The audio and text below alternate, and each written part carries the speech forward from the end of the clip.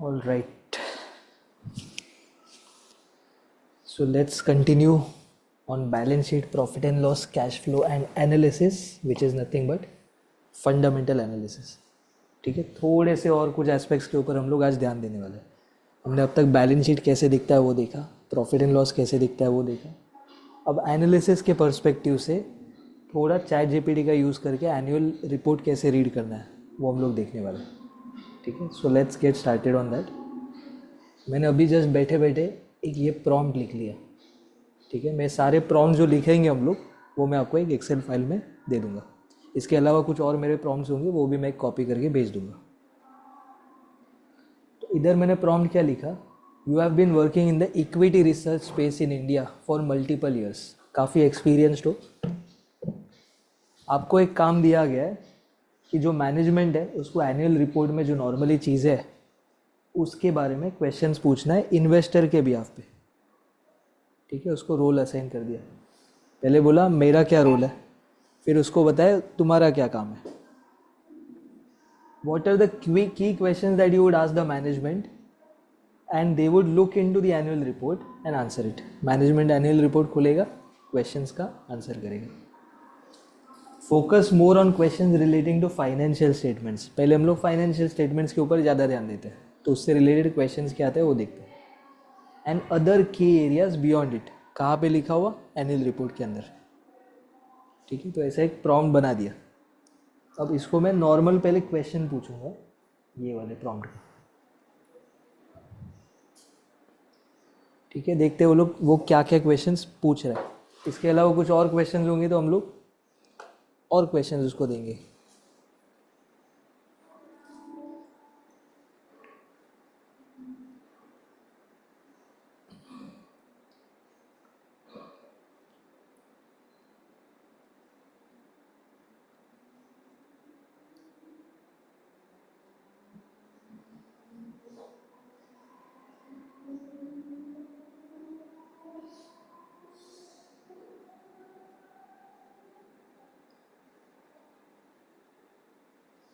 ठीक है, तो इतने प्रॉम्प्ट्स इसने क्वेश्चंस दे दिए. अब इसके बेसिस में हम लोग कुछ प्रॉम्प्ट्स बनाएंगे, एनुअल रिपोर्ट अपलोड करेंगे और वो प्रॉम्प्ट को कॉपी पेस्ट करके डाल देंगे तो अपने को आउटपुट आ जाएगा. ना इधर ओके. हाँ अच्छा.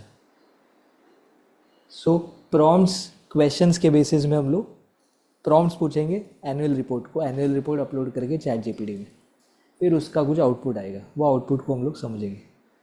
काफ़ी बार क्या होगा, एनुअल रिपोर्ट में आप देखोगे तो कंसोलिडेटेड बैलेंस शीट देख लोगे, बट उसको एनालाइज करना पड़ेगा, सोचना पड़ेगा, आउटपुट करना पड़ेगा, थोड़ा दिमाग लगाना पड़ेगा, टाइम जाएगा, कंज्यूम होगा. उससे अच्छा सवाल पूछो एनुअल रिपोर्ट के ऊपर, वो अपने को सामने से आंसर दे देगा चैट जीपीटी. ठीक है, तो पहले तो हम लोग स्टार्ट करते हैं सिंपल क्वेश्चन से. कैन यू प्रोवाइड, ओके इसके ऊपर कुछ नहीं है. Can you provide detail breakdown of revenue by product, geography and segment. हमने जो फंडामेंटल एनालिसिस के पॉइंट के अंदर हमने देखा था कि ज्योग्राफी क्या है. ठीक है, प्रोडक्ट के बारे में, प्रोडक्ट कौन सा है, सर्विसेज कौन सा है, उसके बारे में भी फंडामेंटल एनालिसिस होगा. सेगमेंट जो पार्ट है ना, ये उसी का सब पार्ट है, अलग से नया कुछ नहीं है, सब सेल के अंदर ही आएगा, बट सेगमेंट वाइज रिपोर्ट करते हैं. एक छोटा पार्ट बना दिया, उसके टूवर्ड्स कितना सेल्स है. फॉर एग्जांपल अगर मैं पेपर सप्लाई का बिजनेस करता हूँ तो मैंने उसको सेगमेंट वाइज डिवाइड करूँगा. गवर्नमेंट को कितना जा रहा है, कॉरपोरेट्स को कितना जा रहा है, स्कूल्स को कितना जा रहा है, इंस्टीट्यूशंस को कितना जा रहा है, मैंने अलग अलग सेगमेंट बना दिए. ठीक है, तो एक अकाउंटिंग स्टैंडर्ड है, उसके बेसिस में सेगमेंटल रिपोर्टिंग कंपलसरी हो जाता है, उसका भी डिटेल्स देना पड़ता है. ठीक है, तो वो सेगमेंट के हिसाब से हम लोग देखेंगे उसको.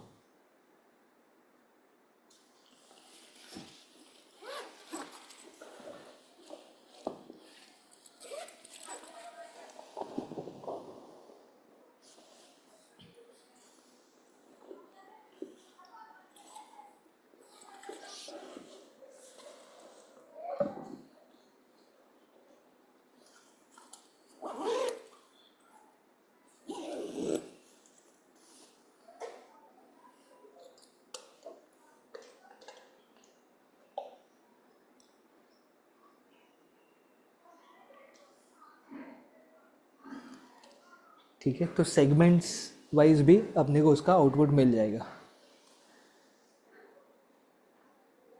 तो अभी ये दो सवाल को हम लोग कंबाइन करते हैं और चैट जीपीटी को एक पीडीएफ देते हैं, वो पीडीएफ के बेसिस में हम लोग आउटपुट पूछते हैं। ठीक है, यहाँ पे मैंने एक पीडीएफ डाल दिया था, उसके बेसिस में उसको पूछा analyse the consolidated balance sheet and advise on debt situation. तो उसने उसका डेट के बारे में सब चीज़ बता दिया। सन फार्मा लिमिटेड है, ठीक है, SPIL सन फार्मा इंडिया लिमिटेड, उसके ऊपर डेट के ऊपर इसने आउटपुट दे दिया।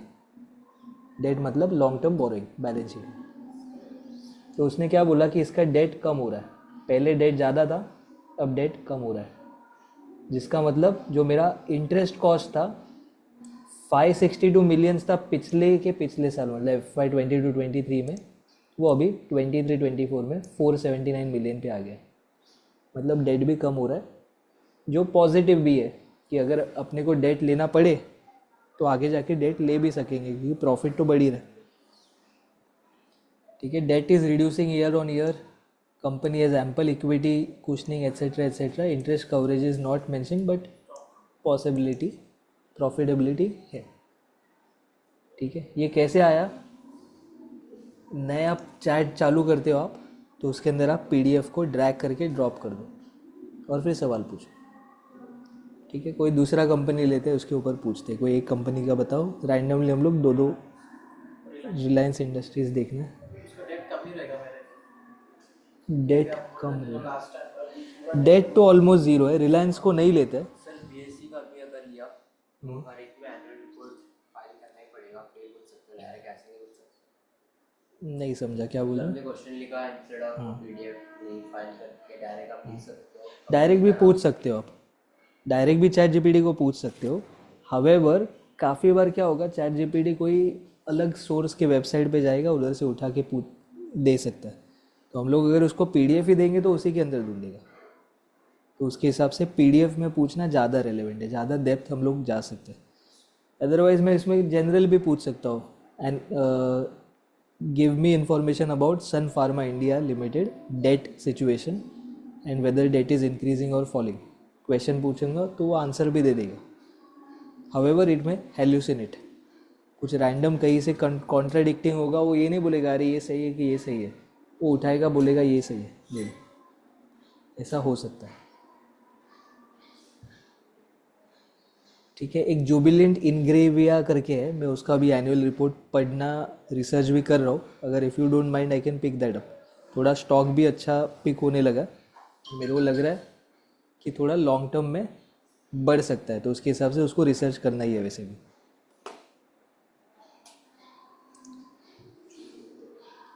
जुबिलियंट इनग्रेविया,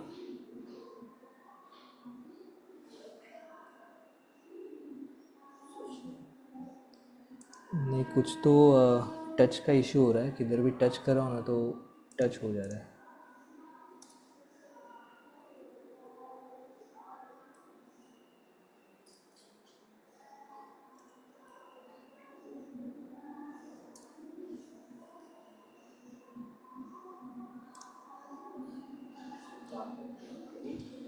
केमिकल स्पेस में, yes.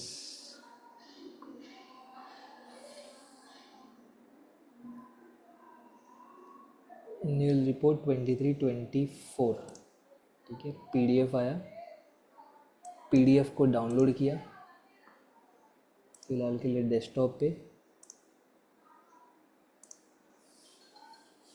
Jubilant इनग्रेविया,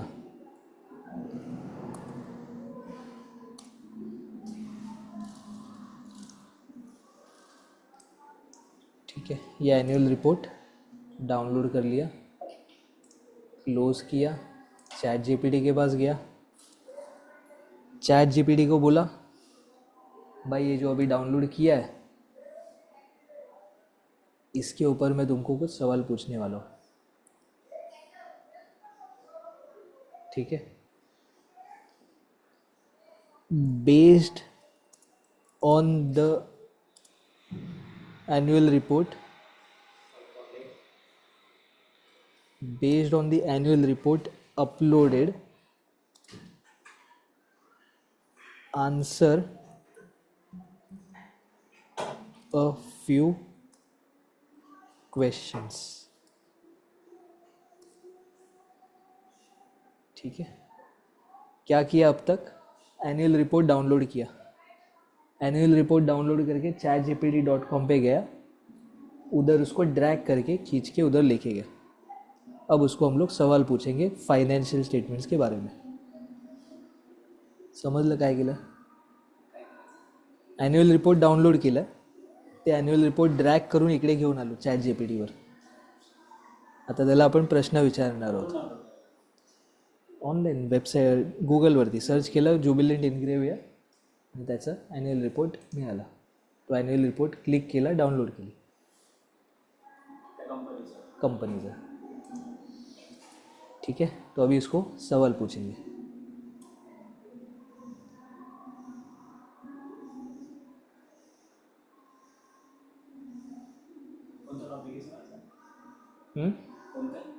balance sheet, profit and loss, financial statements.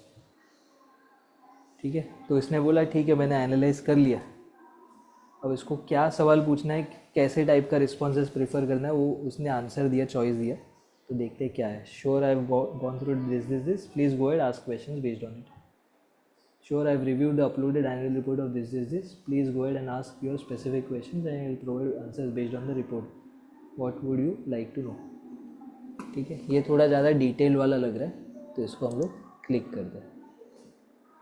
Okay, तो अभी इसको सवाल एक पहले पूछते हैं हम लोग.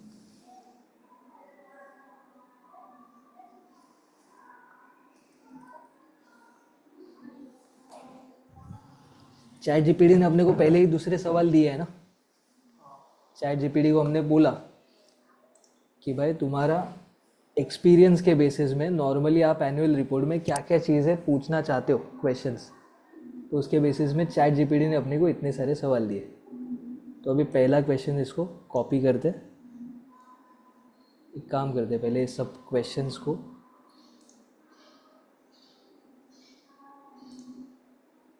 कॉपी करके वर्ड फाइल में ले लेते हैं पहले.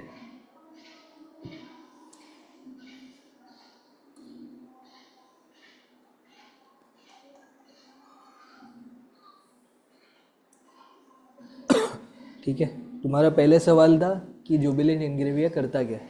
मेरे को नहीं मालूम, एनुअल रिपोर्ट को ही पूछते. तो इधर सवाल पूछ लेते इसको.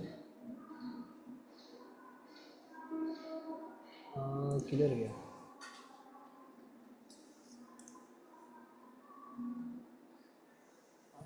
अपलोड, अच्छा वो पुश नहीं हुआ आगे.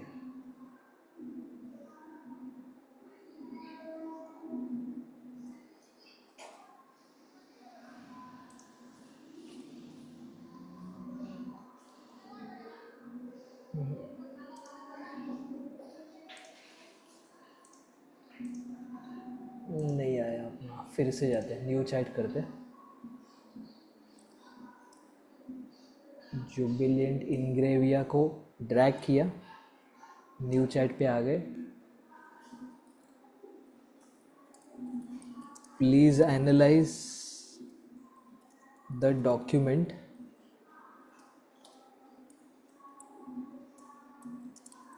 And answer the questions that I would ask. ठीक है, इसको हम लोग थोड़ा और भी बना सकते हैं स्पेसिफिक. इसको बोल सकते हैं कि जो सवाल पूछने वाला उसका आंसर तुम सीईओ को देने वाले हो या इक्विटी इन्वेस्टर, बड़े इन्वेस्टर को देने वाले हो, तो रिस्पॉन्सिबली सोच के हर एक पॉइंट अच्छे से बताना. तो वो भी बोल सकते हैं. या फिर तुम लोग उसको ऐसे बोल सकते हो कि मैं बिगनर हूँ, मेरे को नहीं आता है सब चीज़, मेरे को अच्छे से समझो बेसिक से. तो वो भी बता सकते हो उसको. ठीक है, अपने को ज़्यादा इन डेप्थ चाहिए इसलिए हम लोग उसको सवाल पूछ रहे. Answer in a manner that a CEO or a big investor would want to understand. ठीक है, अगर आपको बेसिक से जानना है, एकदम डेप्थ में ये ज़्यादा एडवांस लग गया, तो उसको बोल लो answer in a manner in such a way that a college pass out can understand, या फिर school pass out can understand, तो उस हिसाब से आंसर दे देगा. ठीक है, रेडी? तो अभी सब पहला क्वेश्चन पूछते. Can you provide detail breakdown of revenue of product, geography and segment. और उससे पहले कंपनी क्या करती है, what does the company do. Also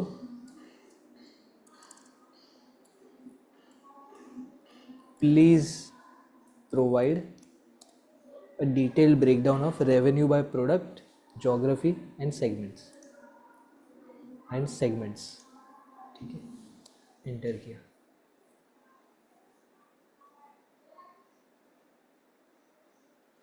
ठीक है, life sciences and specialty chemicals में कंपनी ऑपरेट करती है through 3 distinct segments, each acting as a profit centre. Okay, one is specialty chemicals. Chemicals में सब नहीं, स्पेशलिटी केमिकल्स. स्पेशलिटी केमिकल्स कहाँ पे अप्लीकेशंस है, कहाँ यूज़ होता है? For pharma, agro and semiconductor space, diketene derivatives and so and so. अब इसका केमिकल अंडरस्टैंडिंग मेरे को भी नहीं है, बट अगर आपको डाउट है, नहीं समझ में आ रहा है, आप जनरल चैट जीपीटी को पूछो what do this chemical do and what are the applications. जितना आपको डेप्थ जाने उतना आप डेप्थ पे जा सकते हो, बट अभी ब्रॉडली अपने को एरिया समझ गए कहाँ पे इसका फोकस एरिया है. ये हमको नहीं मालूम था, एनुअल रिपोर्ट में लिखा है, एनुअल रिपोर्ट से एनालाइज करके इसने दिया. Next, nutrition and health sector में लगभग 16% रेवेन्यू है इसका. विटामिन B3, विटामिन B4, जो अभी हम लोग जाते हैं डॉक्टर के पास, ब्लड टेस्ट कराते हैं और बोलता है विटामिन B3 कम है, D3 कम है, विटामिन कॉम्प्लेक्स B6 कम है, B9 कम है, B12 कम है. तो ये वो न्यूट्रिशन एंड हेल्थ स्पेस में भी काम करता है. अब इसका एप्लीकेशन एनिमल फीड भी है, बेसिक डाइटरी सप्लीमेंट्स में भी है, कॉस्मेटिक्स में भी है, फार्मास्यूटिकल्स में भी है, फूड एंड बेवरेजेस में भी है. ठीक है, तो क्या हमको एक मालूम है, ये कंजम्पशन बेस्ड बिजनेस है. जो नॉर्मली हम लोग कंज्यूम करते हैं, खाने पीने की चीज़ें हैं, न्यूट्रास्यूटिकल्स है, जो आज की दुनिया में लोग लेते हैं. ऐसा नहीं कि बीमारी हो गया फिर दवाई लिया. लोग आज से ही सोचते हैं कि चल थोड़ा विटामिन्स जो डॉक्टर ने बोला मेरे को चालू रहने दो, या फिर वो मेरे को ज़रूरत है हेल्थ के हिसाब से, तो let me start to do it. तो उसके हिसाब से ये प्रोडक्ट है विच इज़ ग्रोइंग. ठीक है, मेरा ध्यान इस पर बहुत पहले से था, बट एज सच मैंने इसको इतना सीरियसली नहीं लिया था, बट थोड़ा अभी रियलाइज़ हो रहा है कि ओके कंपनी का ग्रोथ ज़्यादा एक्सपेंशन की ओर ध्यान दे रहा है. तो मैं बोला चलो ठीक है, एनालाइज करते, स्टडी करते. Chemical intermediaries, acetyls and ketene based products. Second in global market है इथाइल एसीटेट. ये नॉर्मली फेस वॉश वगैरह में भी यूज़ होता है. Bioacetic, formaldehyde, acetaldehyde. पैरासीटामोल में यूज़ होता है, एग्री केमिकल्स में यूज़ होता है, न्यूट्रिशन में होता है, इंडस्ट्रियल केमिकल्स में यूज़ होता है. अब मेजॉरिटी ध्यान इसका केमिकल इंटरमीडिएट्स में है, 45% रेवेन्यू उधर से आता है. तो अपने को एक चीज़ ध्यान रखना है, केमिकल इंटरमीडिएट्स बहुत इंपॉर्टेंट स्पेस है इस कंपनी के लिए. अगर उसका मार्केट का स्टडी करोगे, इंडस्ट्री का स्टडी करोगे, तो पता चलेगा इसका सेल भी बढ़ सकता है. राइट, समझ रहे हो मैं क्या बोल रहा हूँ? मैं सिर्फ कंपनी के बारे में नहीं देख रहा हूँ, मैं देखूंगा वो कौन से प्रोडक्ट बनाता है और वो प्रोडक्ट का कंजम्पशन बढ़ने वाला है क्या, ताकि ये कंपनी का सेल भी बढ़ पाए. तो आपको जाके उसके बाद केमिकल इंटरमीडिएट्स के बारे में थोड़ा रिसर्च करना पड़ेगा. उसके ऊपर कोई रिसर्च रिपोर्ट होगा तो वो पढ़ना पड़ेगा. ठीक है, अगर टाइम कम है चैट जीपीटी को ही पूछो. Analyse the paid reports available online या फिर analyse the key reports available online which are very difficult to find and let me know whether chemical intermediate space is growing and what are the key insights out of it. ChatGPT को पूछो, वो answer कर देगा। समझ रहे हो मेरा thought process क्या है? अब ये मेजॉरिटी स्पेस है, समझ में आ गया ये प्रोडक्ट क्या है। ठीक है, उसने सेगमेंट बाय सेगमेंट रिपोर्टिंग भी दे दिया, कितने का रेवेन्यू है, इसमें कितने का, इसमें कितने का।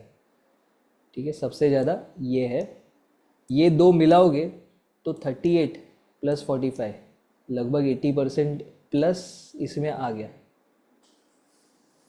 ठीक है, लगभग 84% कवरेज आ गया।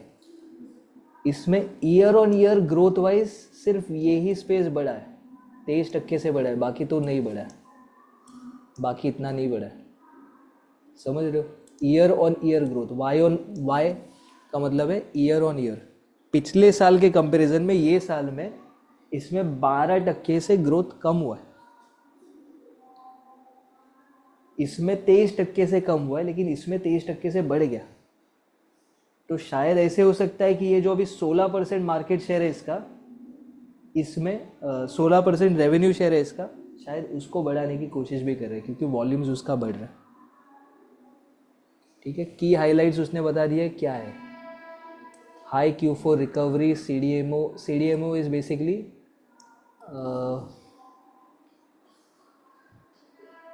कॉन्ट्रैक्ट बेस्ड मैन्युफैक्चरिंग हो रहा है अभी के टाइम में। फार्मास्यूटिकल्स में अगर कोई इंटरेस्टेड है तो CDMO स्पेस में है, क्योंकि इंडिया से बाहर के लिए रिसर्च काफ़ी हो रहा है, बाहर के लिए प्रोडक्ट कॉन्ट्रैक्ट मैन्युफैक्चरिंग बहुत हो रहा है। तो CDMO इन फार्मा अगर पढ़ने लगते हो तो CDMO बहुत इंपॉर्टेंट हिस्सा हो गया आज की दुनिया में, फार्मास्यूटिकल इंडियन कंपनीज का CDMO। ठीक है, तो वो CDMO के बेसिस में उसका एप्लीकेशन है। ठीक है, तो रेवेन्यू वाइज देखेंगे तो ऐसे है, जोग्राफी वाइज देखेंगे तो most of the sale India से आ रहा है, कुछ नॉर्थ अमेरिका से आ रहा है, कुछ यूरोप जापान से आ रहा है और रेस्ट ऑफ द वर्ल्ड है। तो India is a major market, plus US, North America and US। North America में US ही है प्राइमरीली, मैक्सिको वगैरह भी है छोटा मोटा, कनाडा है, ग्रीनलैंड वगैरह भी है, बट नॉर्थ अमेरिका सबसे मेजर पोर्शन USA होगा। तो क्या मेरा US का एक्सपोर्ट्स अफेक्ट हो सकता है, ये भी सोचना है, क्योंकि जोग्राफी है, टैरिफ वॉर चालू है, टैरिफ वो लगा रहा है, फार्मा प्रोडक्ट्स पे लगाया है क्या, ये सोचना है, वो देखना है। ठीक है, ये दिमाग एकदम ओपन रखना है, अलग अलग धागे इधर इधर इधर से जुड़ रहे। ये मैं आपको ब्रॉडली अभी चीज़ें बता रहा हूँ, आपको उसको जोड़ना है एक एक पॉइंट को लेके, कि अगर US में बेचा तो US में सेगमेंट वाइज क्या सबसे ज़्यादा बिका है, वो भी देखना है। ठीक है, so 40% of total are export driven with significant global footprint in so and so। क्यों? क्योंकि इंडिया में सस्ता बना सकते हैं। स्पेशलिटी केमिकल जो है अभी फ़िलहाल के टाइम में चाइना सबसे आगे, मोस्ट ऑफ द केसेस में जो भी मैन्युफैक्चरिंग है चाइना सबसे आगे ही होगा। केमिकल स्पेस में भी चाइना सबसे आगे है, बट US ने चाइना के ऊपर काफ़ी टैरिफ का इम्पोजिशंस किया है। अभी रिसेंट डिस्कशंस में वो लोग कम करने की बात कर रहे हैं, बट मेरे को लग नहीं रहा है ट्रम्प विल अग्री टू मोर। 100% के ऊपर है। नहीं नहीं, 80 एडिशनल लगाया था US ने चाइना पे, तो टैरिफ चाइना के ऊपर बहुत लगा है। ट्रम्प बोला कि हम लोग कम करेंगे चाइना के लिए, बट फिर भी इतना नहीं होगा मेरे को नहीं लगता, क्योंकि US को अपना देश भी देखना है। ठीक है, तो उस केस में चाइना से काफ़ी डेवलपमेंट या फिर प्रोडक्शन इंडिया में चालू हो गया, तो इंडियन मार्केट भी स्पेशलिटी केमिकल्स के लिए रेडी है। तो अगर टैरिफ चाइना का नहीं घटा तो स्पेशलिटी केमिकल्स में काफ़ी मूवमेंट आ सकता है। ठीक है, समझ लो लिंकेज ज्योग्राफी एंड बिजनेस का।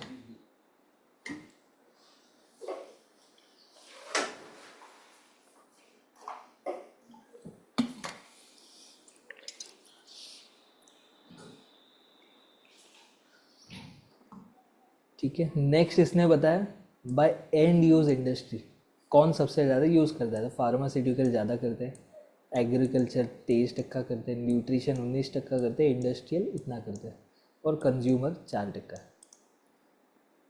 ठीक है, तो फार्मा, एग्रो एंड न्यूट्रिशन ये मेजॉरिटी एस्पेक्ट है, इनको सबसे ज़्यादा बेच रहे लोग। ठीक है, स्ट्रैटेजिक नोट के बारे में पढ़ते हैं सब लोग पढ़ो उसको, हम लोग फिर कुछ अगर की पॉइंट है तो डिस्कस करते हैं।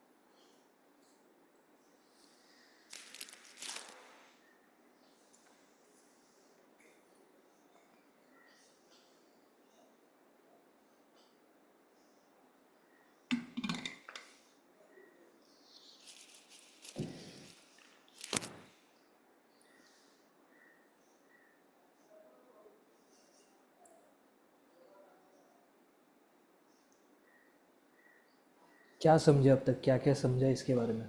कुछ इसमें से 2-3 पॉइंट्स बहुत अच्छे हैं, इंटरेस्टिंग है, एज एन इन्वेस्टर आपको उसके लिए अट्रैक्शन होना चाहिए। तो 2-3 पॉइंट क्या है? चार चार ही पॉइंट है, बट उसमें से एक आध दो बहुत इम्पोर्टेंट है।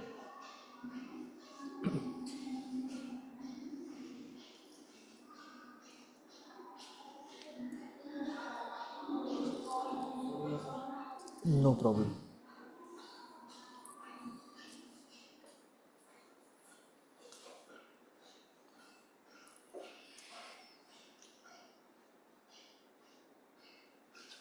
एक पॉइंट है कि स्पेशलिटी केमिकल्स पे उनका फोकस ज़्यादा है।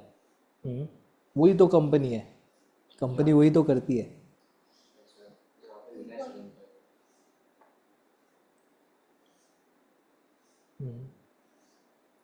कंपनी का वही बिजनेस है, no doubt about it, but yes capex बढ़ा रहा है। 20,000 मिलियन का वो लोग ने प्लांट एंड मशीनरी चालू करेंगे बोला था। 20,000 मिलियन मतलब 2,000 करोड़ रुपया, एक ज़ीरो कम किया करो, 2,000 करोड़ रुपया कैपेक्स के ऊपर स्पेंड करेंगे बोला था। कैपेक्स मतलब क्या? नया फैक्ट्री, नया प्लांट एंड मशीनरी, नया इक्विपमेंट, वो सब कैपेक्स में आता है। तो उसमें से 1380 करोड़ का उन्होंने ऑलरेडी स्पेंड कर दिया। तो जब कैपेक्स पे स्पेंड किया, कैपिटल एक्सपेंडिचर, कैपेक्स मतलब कैपिटल एक्सपेंडिचर, जब कैपेक्स पे इतना स्पेंड किया है तो उससे क्या होने वाला है? बिजनेस बढ़ेगा, बिजनेस बढ़ेगा, प्रोडक्शन बढ़ेगा तो सेल्स बढ़ेगा, सेल्स बढ़ेगा, सेल्स बढ़ेगा तो प्रॉफिट बढ़ेगा, और बाकी का पैसा प्रोसेस में होगा, साथ में फैक्ट्री नहीं बनती। कभी भी एक्सपेंशन होता है थोड़ा पार्ट पार्ट में होता है। उसके पीछे के दो रीजंस है। हाँ, वर्किंग कैपिटल भी रिक्वायर्ड होगा। हवेवर अगर मैं कोई फैक्ट्री बना रहा हूँ, मैंने सोचा कि इतना इतना डिमांड होने वाला है, इतना इतना एक्सपोर्ट होने वाला है, तो उसके हिसाब से सीधा मैं उतने कैपेसिटी का प्लांट बना लूँ, और अगले साल से उतना डिमांड नहीं हुआ, कोई कॉम्पिटिटर ने भी प्लांट बना दिया, तो उतना कैपेसिटी एक्स्ट्रा हो जाएगा।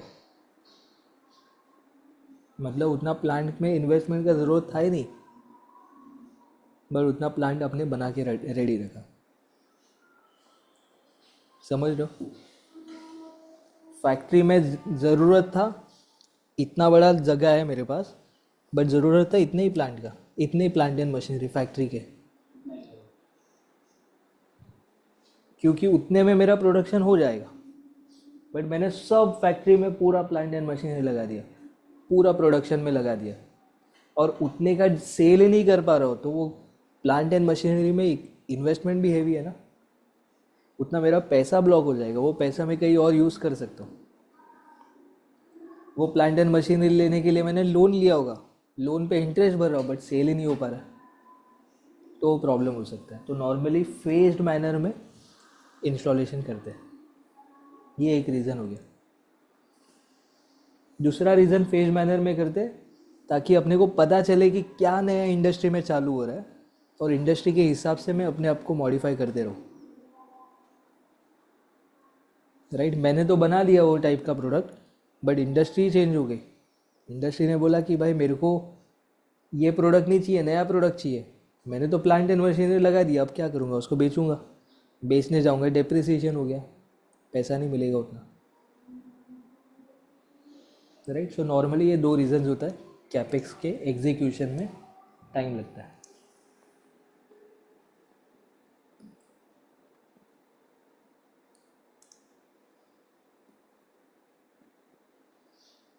ये तो कंपनी ने बोला है कि 5 साल में हम लोग 3 गुना रेवेन्यू करेंगे, 4 गुना एबिटा करेंगे। हमने देखा ना प्रॉफिट के various level, earning before interest, depreciation, tax, amortisation,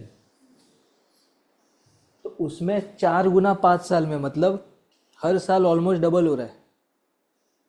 क्या मेरा कैपेक्स उस हिसाब से कैपेबल है, क्या मैं उतना कर पा रहा हूँ? तो इसको देखने के लिए हम लोग क्या ऐसे देख सकते हैं कि एनुअल रिपोर्ट जो है मेरा,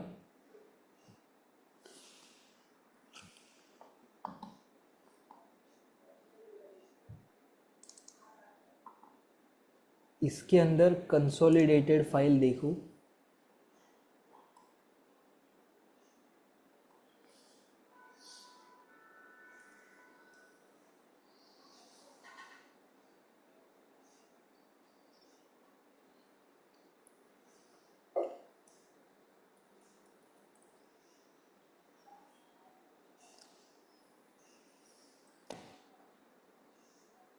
अच्छा छोड़ो, एक काम करते हैं, शॉर्टकट वापरते हैं।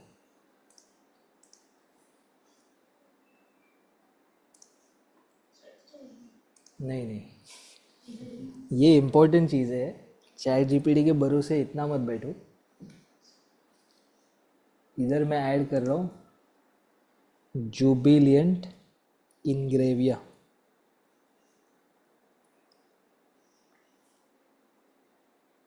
मेरे वॉच लिस्ट में है ऑलरेडी, मैं उसको एक बार सर्च करता हूँ, ठीक है। तो ये जुबिलेंट इनग्रेविया स्टॉक इधर है। अब इसमें क्या करूँगा, मैं फंडामेंटल्स पे क्लिक करूँगा। ज़ीरो द काइट से जाओगे तो इसमें बाय डिफ़ॉल्ट आ जाएगा, अदरवाइज़ तिजोरी फाइनेंस का साइट खुलेगा, उस पे जाके देख लो, ठीक है। आपके इसमें भी होगा, कोई भी आपके जो ब्रोकर है उसमें भी फंडामेंटल एनालिसिस का टैब होगा, उस पर क्लिक करोगे तो वो भी देगा। अगर मुश्किल लग रहा है तिजोरी सर्च कर देना, तिजोरी फाइनेंशियल्स, उस पर जाके कंपनी का नाम डालो, सेम आ जाएगा। जीरोदा ने इन्वेस्ट किया, मनी कंट्रोल जैसा, ठीक है। तो इधर अब थोड़ा इंटरेस्टिंग चीज़ देखने को मिल रहा है। ये लोग बोल रहे हैं 3 साल में, 4 साल में 3 गुना सेल्स बढ़ेंगे। पास्ट में 24 में सेल तो घट गया, 23 ओवर 22 सेल घटा हुआ है, कहाँ से बढ़ाएंगे? ये सवाल आना चाहिए ना दिमाग में, कहाँ से बढ़ाएंगे? अभी जो प्रोडक्शन कैपेसिटी एक्सपेंड हो रहा है, क्या इस साल नहीं था? ये देखना पड़ेगा, अपने को जाके चेक करने का। मैनेजमेंट बोलेगा हम लोग हाँ, भूले इंसान की तरह हाँ नहीं बोलने का, अपने को जाके चेक करना पड़ेगा, क्योंकि अपना रियल पैसा लगने वाला है उसमें, बराबर। तो उसके लिए मैं इसके फाइनेंशियल्स को देख रहा हूँ अभी फ़िलहाल यहाँ पे। हावेवर मेरे को डिटेल फाइनेंशियल चाहिए, तो मैंने एनुअल रिपोर्ट निकाला जिसमें 24 का तो है ही, 23 का भी है। 23 का डाउनलोड करूँगा तो 22 का और 23 का साथ में आ जाएगा। तो उसमें जाके मैं फिक्स्ड एसेट्स को देखूंगा, क्या मेरा 22 ओवर 23 फिक्स्ड एसेट बढ़ा है, और 23/24 फिक्स्ड एसेट बढ़ा है, तभी सेल कर पाएंगे ना। कैपेसिटी बढ़ेगा तो ही सेल आएगा, वरना सेल नहीं आ पाएगा। समझ रहे हो लॉजिक को? तो इधर अभी हम लोग एनुअल रिपोर्ट 23 भी खोलेंगे साथ में, बट पहले 23-24 देख लेते हैं।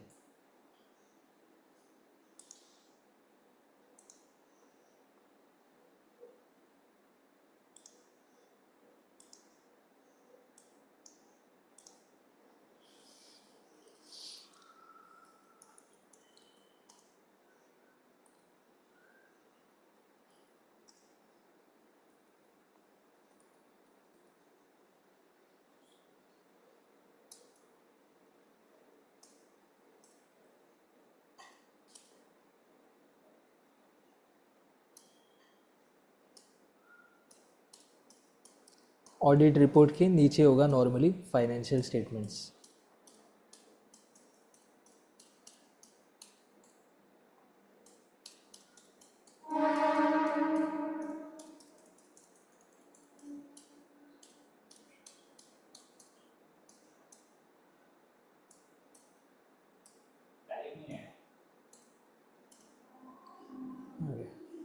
डायरेक्ट है लेकिन वो 157 वर्ड्स में है, लेकिन वो पेज ढूंढना पड़ेगा वैसे भी। ठीक है, अगर पेज दिखता है इजीली तो कर लो, वरना कंट्रोल F मार देना। 23/24 का non current asset property plant and equipment 17,000 crore से 17,000 मिलियन से 24,000 मिलियन पे आया है। ठीक है, तो फिक्स एसेट बढ़ रहा है 1787 करोड़ से 2477 करोड़ पे आ गए। ठीक है, तो मतलब बढ़ा है। कैपिटल वर्क इन प्रोग्रेस पहले 5,200 था, जो 24 में आ गया। ये पहले पेंडिंग था, 2023 में 5,000 के असेट बने नहीं थे, कैपिटल वर्क इन प्रोग्रेस। ठीक है, कैपिटल वर्क इन प्रोग्रेस जो बना नहीं था वो अब बन गया, क्योंकि इतना साल थोड़ी लगता है फैक्ट्री बनाने में। तो 5,000 करोड़ का 5,000 24,000 मिलियन में आ गया। अब ये जो 3,000 है ये नेक्स्ट ईयर बनेगा 24-25 में। तो 24-25 में इतना as such capital work in progress नहीं है। जो नया बनाएगा वो बनाएगा, लेकिन थोड़ा सा असेट बढ़ गया, एकदम अग्रेसिव असेट नहीं बढ़ा। ठीक है, अब ये असेट, मैं थोड़ा सा डेप्थ में जा रहा हूँ, मेरे साथ रहो। ये असेट जो बनाए हुए है, अपने को नहीं मालूम ना कितना कैपेसिटी में काम कर रहा है। समझ रहे हो? अगर फुल कैपेसिटी में है तो ये एसेट भी कम पड़ने वाला है। अगर कैपेसिटी यूटिलाइज ही नहीं किया है तो ये एसेट हो सकता है कंफर्टेबली अचीव हो सकता है, अगर सेल का डिमांड है तो। अभी हम लोग ChatGPT को ही पूछते हैं कि भाई ठीक है, तुमने ये सब तो बता दिया, इसको यस बोलते हैं और फिर सवाल भी पूछते हैं। वो बोल रहा था ग्राफ बना के दो क्या? मैं बोला हाँ दे दे रहा है तो क्यों नहीं दे। या फिर स्टॉप करते हैं, छोड़ो, टाइम पास करेगा। ठीक है, based on the document analyse capacity utilisation.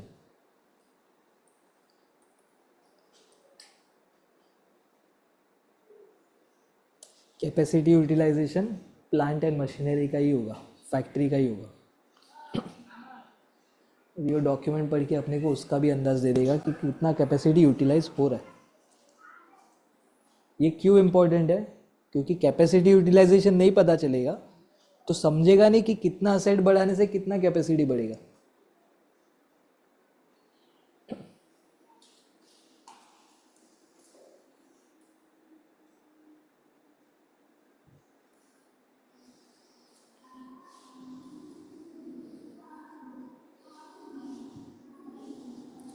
इतना इन्फॉर्मेशन पड़ा है उसके अंदर, हम लोग उसको एक एक सवाल पूछ पूछ के आंसर निकाल रहे हैं। ये बोल रहा है डाइकेटेन जो डेरिवेटिव था गजरूवाला में कई प्लांट है उसका, कमीशनड इन FY24, मतलब ये साल में ही कमीशन हो गया है। 2000 टन पर एनम का कैपेसिटी है इसका एडेड। टोटल यूटिलाइजेशन 80% में है पोस्ट कमीशनिंग। ये कैपेसिटी पकड़ने के बाद 80% कैपेसिटी में है, तो 20 तक का अभी भी बाकी है यूज़ करना। ये वाला कितने कैपेसिटी पे है, मल्टीपर्पज़, इसका डेटा दिया नहीं है। फुल्ली कमीशनड है with high global demand TTT, ये मिला नहीं है पूरी तरह से। तो हम लोग इसको क्या कर सकते हैं, जब भी इसका एनुअल मीटिंग होता है तो एज एन इन्वेस्टर आप उनको सवाल पूछ सकते हो। एनुअल जनरल मीटिंग होता है जहाँ पे ये फाइनेंशियल स्टेटमेंट्स इन्वेस्टर को प्रेजेंट किया जाता है। आप जाके अप्रूव्ड नॉट अप्रूव्ड बोलते हो, 51% से ज़्यादा हो गया, किसी ने हाँ बोल दिया अप्रूव्ड तो अप्रूव्ड है, फिर आप नॉट अप्रूव्ड बोल के कोई मतलब नहीं है, वोटिंग परसेंटेज पे है। अगर आपको सवाल है कि इसके बारे में क्या है कैसा है, तो आप उसके इन्वेस्टर रिलेशन सेल में ईमेल कर सकते हो या लेटर भेज सकते हो। They are normally bound to reply to you, unless कुछ छोटा मोटा चीज़ है जो बोलते हैं इन्वेस्टर क्या है पूछ रहा है, इसको नहीं आंसर कर दे तो छोड़ देंगे। बट अगर ये क्रिटिकल है, इसके ऊपर डेटा चाहिए, आपके पास डेटा नहीं है, एज एन इन्वेस्टर आपका राइट है, क्योंकि आप ओनर हो। ओनर को ना नहीं बोलते, ओनर पूछने जाएगा फैक्ट्री पे, अरे ये माल क्यों नहीं आया, तू जा रहे मैं देखता हूँ, ऐसे थोड़ी बोलेगा। क्या, I am a folio holder, folio number आता है, तो आपका फोलियो नंबर के साथ उसको कम्युनिकेशन करना तो रिप्लाई आता है। फोलियो नंबर नहीं लिखोगे, बोलेंगे एक कॉइन उठ के आ गया, एक सवाल पूछ रहा है, एक शेयर तो लिया नहीं।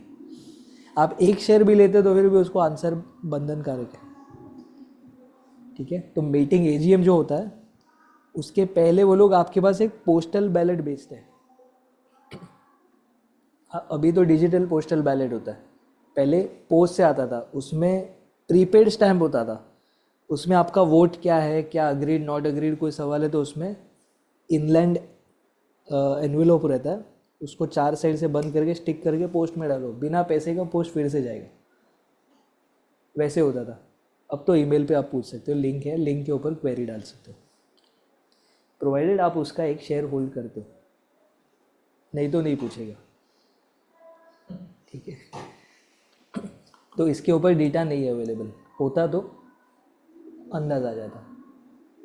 एसेटिक वाले का 60,000 मेट्रिक टन पर ईयर का कैपेसिटी है, न्यू कैपेसिटी 60,000 ऐड हुआ है, टोटल अभी 210 का हो गया। इसका भी कैपेसिटी यूटिलाइजेशन पूरी तरह से नहीं बताया, specific utilisation are not provided.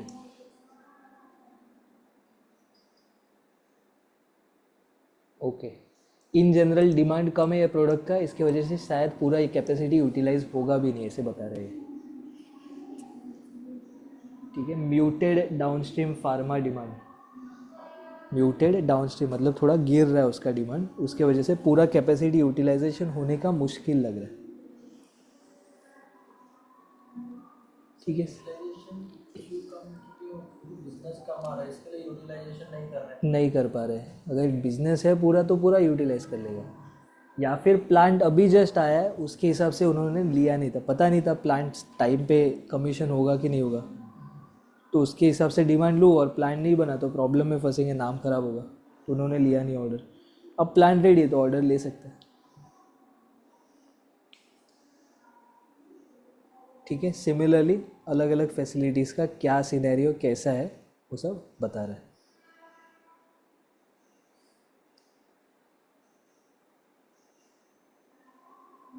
ठीक है, CDMO भरूच अर्ली स्टेज है, वैलिडेशन ऑनगोइंग है, लॉन्ग टर्म रेवेन्यू पोटेंशियल है, इसमें स्कोप है ये वाले पार्ट में। CDMO जैसे मैंने बोला अभी फार्मा स्पेस में अपकमिंग चीज़ है, तो फार्मा में जो भी CDMO वाले हाई प्रॉफिटेबल बन सकते हैं, ठीक है। अपकमिंग है, अभी तारे नहीं गिनते, बन जाने दो उसको, फिर बाद में देखेंगे, सेल आने दो, सेल में मेजर सेगमेंट इससे आने दो, फिर समझेगा कि हाँ कंपनी सच में काम कर रहा है, सच में CDMO से पैसा कमा रहा है कि नहीं।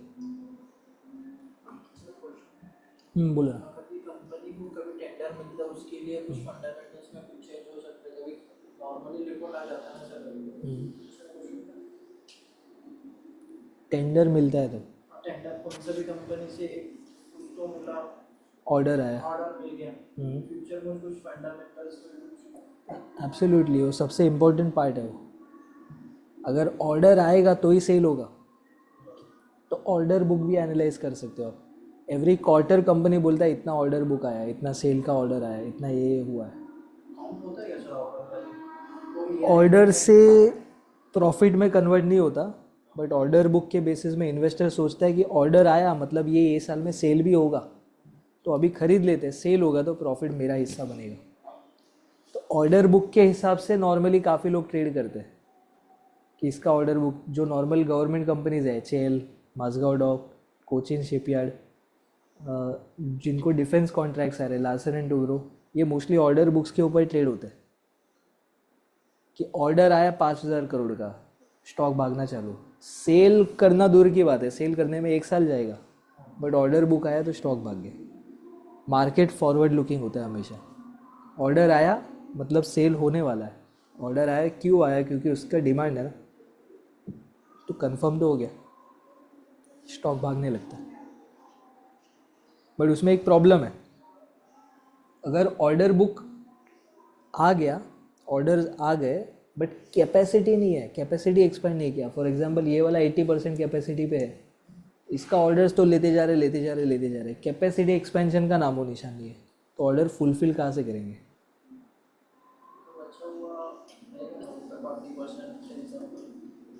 समझो 100 क्वांटिटी बेचना है, 80 बना रहे, ऑर्डर आया 30 का, 110 का ऑर्डर हो गया, मतलब 10% ओवर लिमिट है। तो 10% ओवर लिमिट प्रोडक्शन कहाँ से करोगे? कैपेसिटी नहीं है, राइट? तो सिर्फ ऑर्डर बुक नहीं देखते। अच्छा इन्वेस्टर हमेशा ये देखता है कि ऑर्डर बुक के अगेंस्ट डिलीवरी कितना हुआ है, कैपेसिटी एक्सपेंशन कितना हुआ है। एचएएल के साथ हुआ था कुछ मंथ्स पहले। इंडियन एयरफोर्स के चीफ ने ओपनली न्यूज़ में बोला कि हमको एचएएल से और एयरक्राफ्ट चाहिए, हमारी तो ऑर्डर है, डिमांड में है, पर हमको एयरक्राफ्ट डिलीवर नहीं कर पा रहे, राइट? तो that is a negative. Order दिया हुआ है, सेल करना चाहिए, टाइम पे एयरक्राफ्ट ही नहीं आ रहा है, राइट? जो एचएएल के स्टॉक जिन्होंने खरीदे थे कि सोच के ऑर्डर बुक आया तो सेल होगा तो पैसा आएगा, ऑर्डर डिलीवर करोगे तो पैसा देगा ना सामने वाला, तो प्रॉफिट आएगा, टॉप लाइन से बॉटम लाइन तभी आएगा। सेल ही नहीं करोगे, पैसा कहाँ से आएगा? तो बिकॉज ऑफ दैट एचएएल का स्टॉक हेवी प्रेशर में आ गया था सेलिंग में, कि जिन्होंने ऑर्डर बुक के बेसिस में बाय बाय बाय किया बट बाद में गया ही नहीं, सेल ही नहीं हो पाया, तो स्टॉक नीचे गिरा। ऑर्डर नॉर्मली कैंसिल नहीं होते जो पीएसयूज वाले इसके हैं या फिर बड़े कॉन्ट्रैक्ट्स हैं, तो नॉर्मली नहीं होते। डिफेंस में तो मोस्टली मोनोपोली टाइप्स ही है, तो उसको डिले के साथ करना पड़ेगा। अगर एचएएल नहीं डिलीवर कर पा रहा तो कुछ तो इश्यू होगा ना, इसलिए नहीं कर पा रहा है।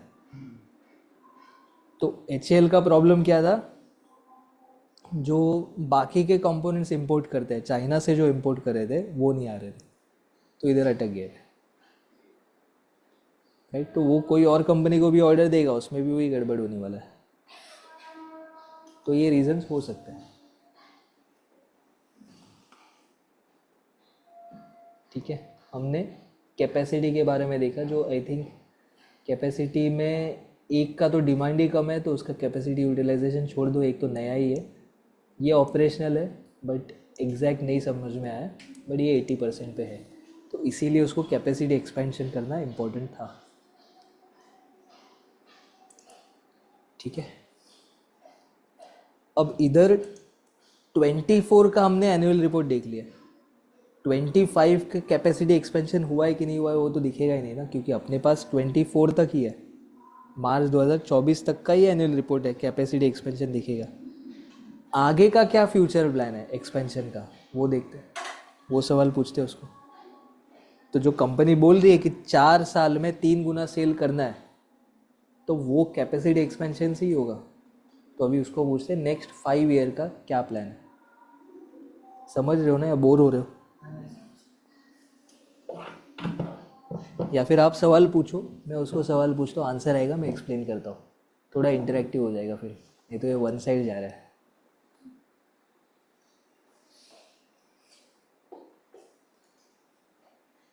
ठीक है.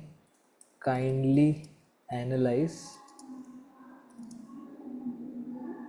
The future plans for next 5 years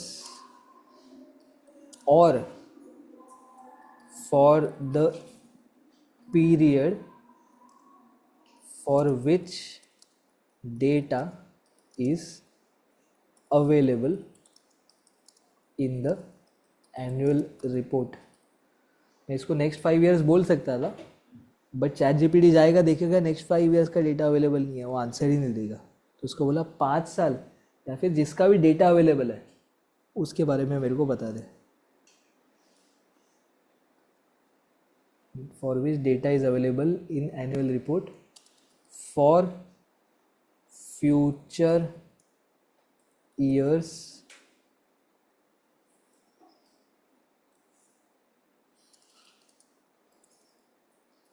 plan of expansion. ठीक है, ये देखते हैं अभी क्या आंसर देता है.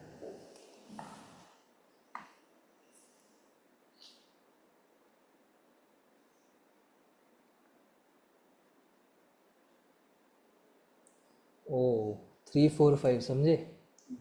पिनाकल 3.4.5 मेरे को लगा वो लोग ने प्रोजेक्ट का नाम दिया, बट वो 345 है. 3 times रेवेन्यू, 4 times एबिटा 5 साल में, ये प्लान है. तो अभी इसका एक्सपेंशन के बारे में देखते हैं क्या करते हैं. अच्छा, इसने फिर से वही बोला 200 करोड़ में से 2000 करोड़ में से 1380 करोड़ कर लिया है, तो 6000 करोड़ बाकी है जो 2025 में स्पेंड करने का प्लान है. Core capex fuelled by project so and so, CDMO expansion.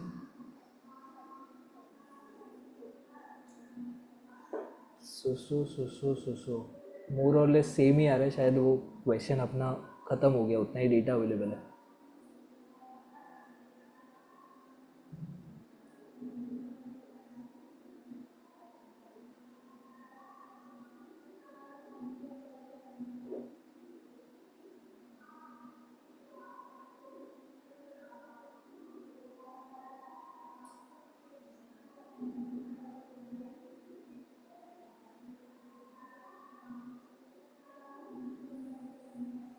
Pipeline जब ऐसे लिखा है ना, इसका मतलब है आगे ये स्कोप में है, चलती गाड़ी है उसकी. पाइपलाइन इन प्रोग्रेस है.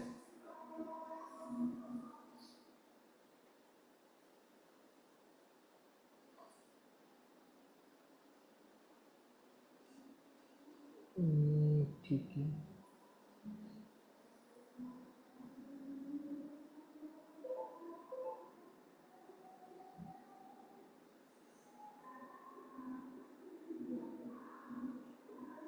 CDMO से काय बोलले तुम्ही एकदा बोलता.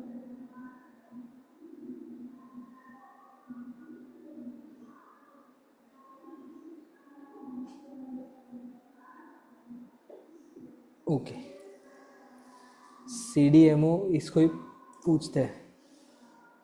क्या सवाल है आपका? CDMO हाँ. म्हणजे What is CDMO in this context?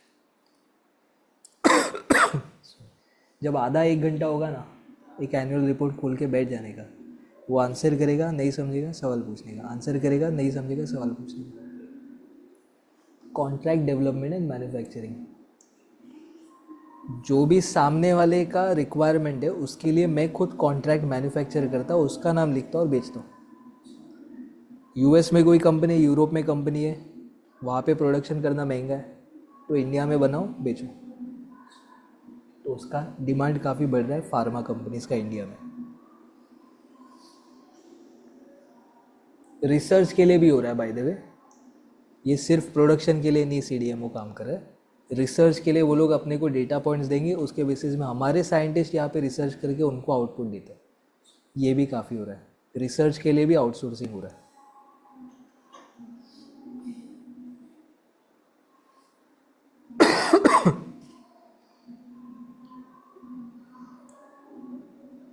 Much higher than bulk chemicals, जो जनरल केमिकल्स होते हैं उससे ज़्यादा मार्जिन है स्पेशलिटी केमिकल्स में, मार्जिन, बट डिमांड उतना नहीं है।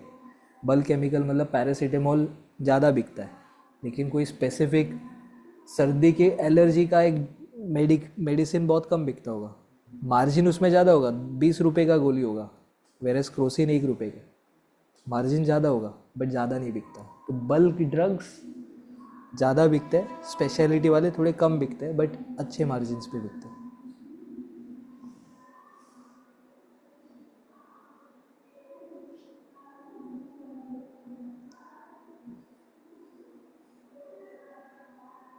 ठीक है, इनका फोकस इस पे काफ़ी दिख रहा है, एबिटा एक्सपेंशन के ऊपर।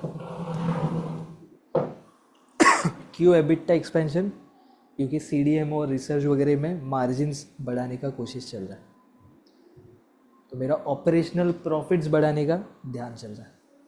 फिक्स्ड एक्सपेंस तो वही रहेगा, जो रेंट भरना हो तो वही भरना है, लेकिन मेरा अगर सेल बढ़ गया और मार्जिन्स बढ़ गया तो मेरा एबिटा लेवल का प्रॉफिट बढ़ेगा, ऑपरेशनल प्रॉफिट बढ़ेगा, तो which is a good thing, positive चीज़ है। Earning before interest, tax, depreciation, amortisation, basically जो मेरा नॉर्मल सेल साइकिल है उसका profit, gross profit, EBITDA, net profit, EBITDA बीच में। ठीक है, ये सवाल पूछे, क्या सवाल पूछने और इसको? अगर सवाल नहीं पूछने का तो खरीदने के लिए रेडी हो क्या? नहीं खरीदने के लिए रेडी हो तो कुछ तो दिमाग में सवाल है, वो सवाल क्या है इसको पूछो। डेट, क्या पूछोगे? सवाल फ्रेम करो, मेरे को बताओ। वेरी नाइस, सवाल क्या है सोचो, बताओ, उसको पूछते हैं। मेरे को नहीं मालूम, आप पूछो उसको।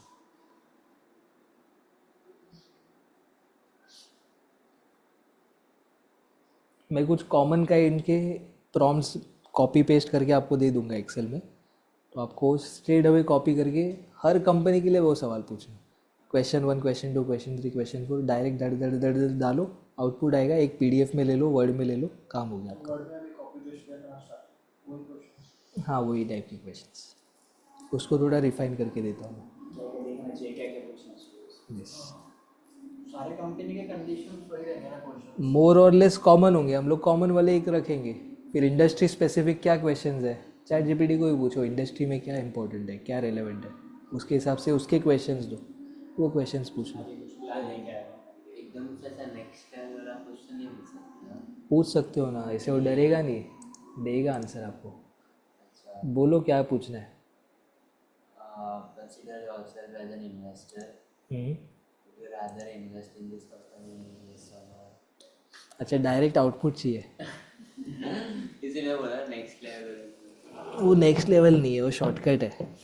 मेरे को लगा आप बोल रहे हो कि एकदम कोई स्पेसिफिक क्वेश्चन के ऊपर डेट में सीडीएमओ स्पेस में। तो एक और ठीक है, उनका पहले डेट का पूछते हैं, फिर आप फ्रेम कर लो, मेरे को फ्रेम का बताओ।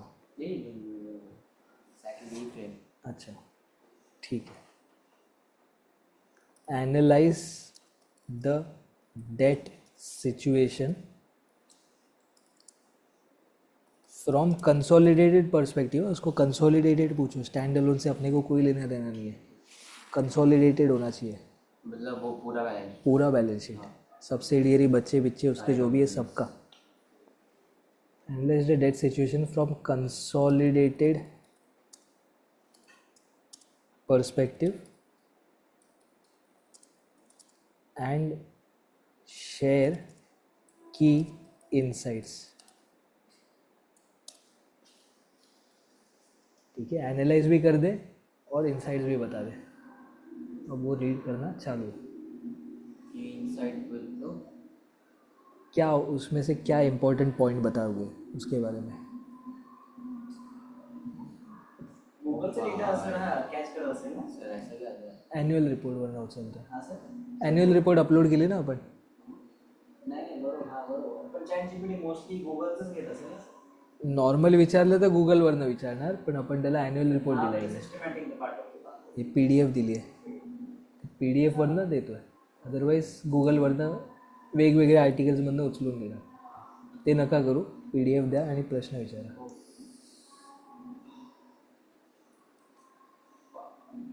सब लोग सब प्लस है, हाँ, चेंज हुआ है पूरा.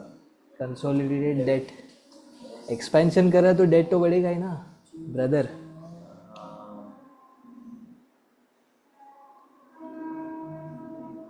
स्माइल करो रे.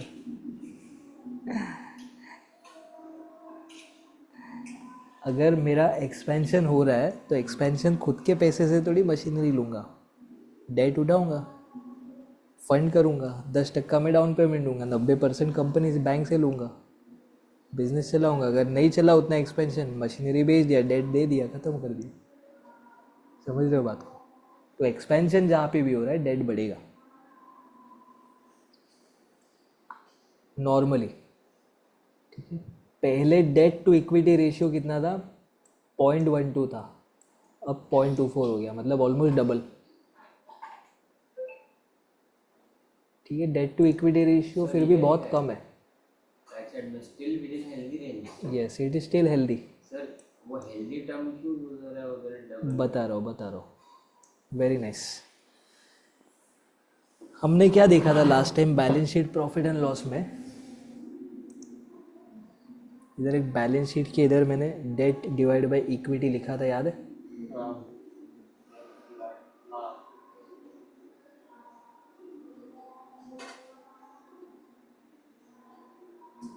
डेट टू इक्विटी,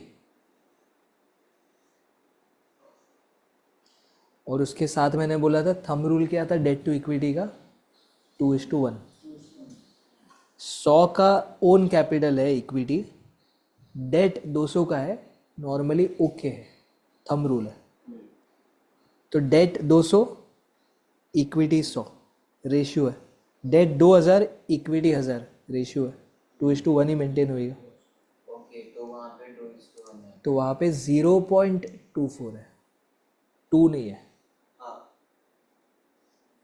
इक्विटी ठीक है, डेट 0.24 है कंपेयर टू इक्विटी, तो still it is very low. भले डेट बड़ा है, 100% से बड़ा है, but debt to equity ratio अभी भी मैनेजेबल है. अभी तो पॉइंट का क्या सीन है? डिवाइड किया, debt divided by equity. Debt मेरा 24 रुपये है तो इक्विटी 100 रुपये है. Okay, debt divide by equity 0.24. हाँ समझा पॉइंट आया. तो मेरा डेट अभी भी कम है इक्विटी से, विच इज़ कंफर्टेबल. अगर मैं सब असेट बेच दूँ, सब बिजनेस बंद करूँ आज भी, तो डेट को मैं रिपे कर पाऊँगा. तो it is therefore considered healthy.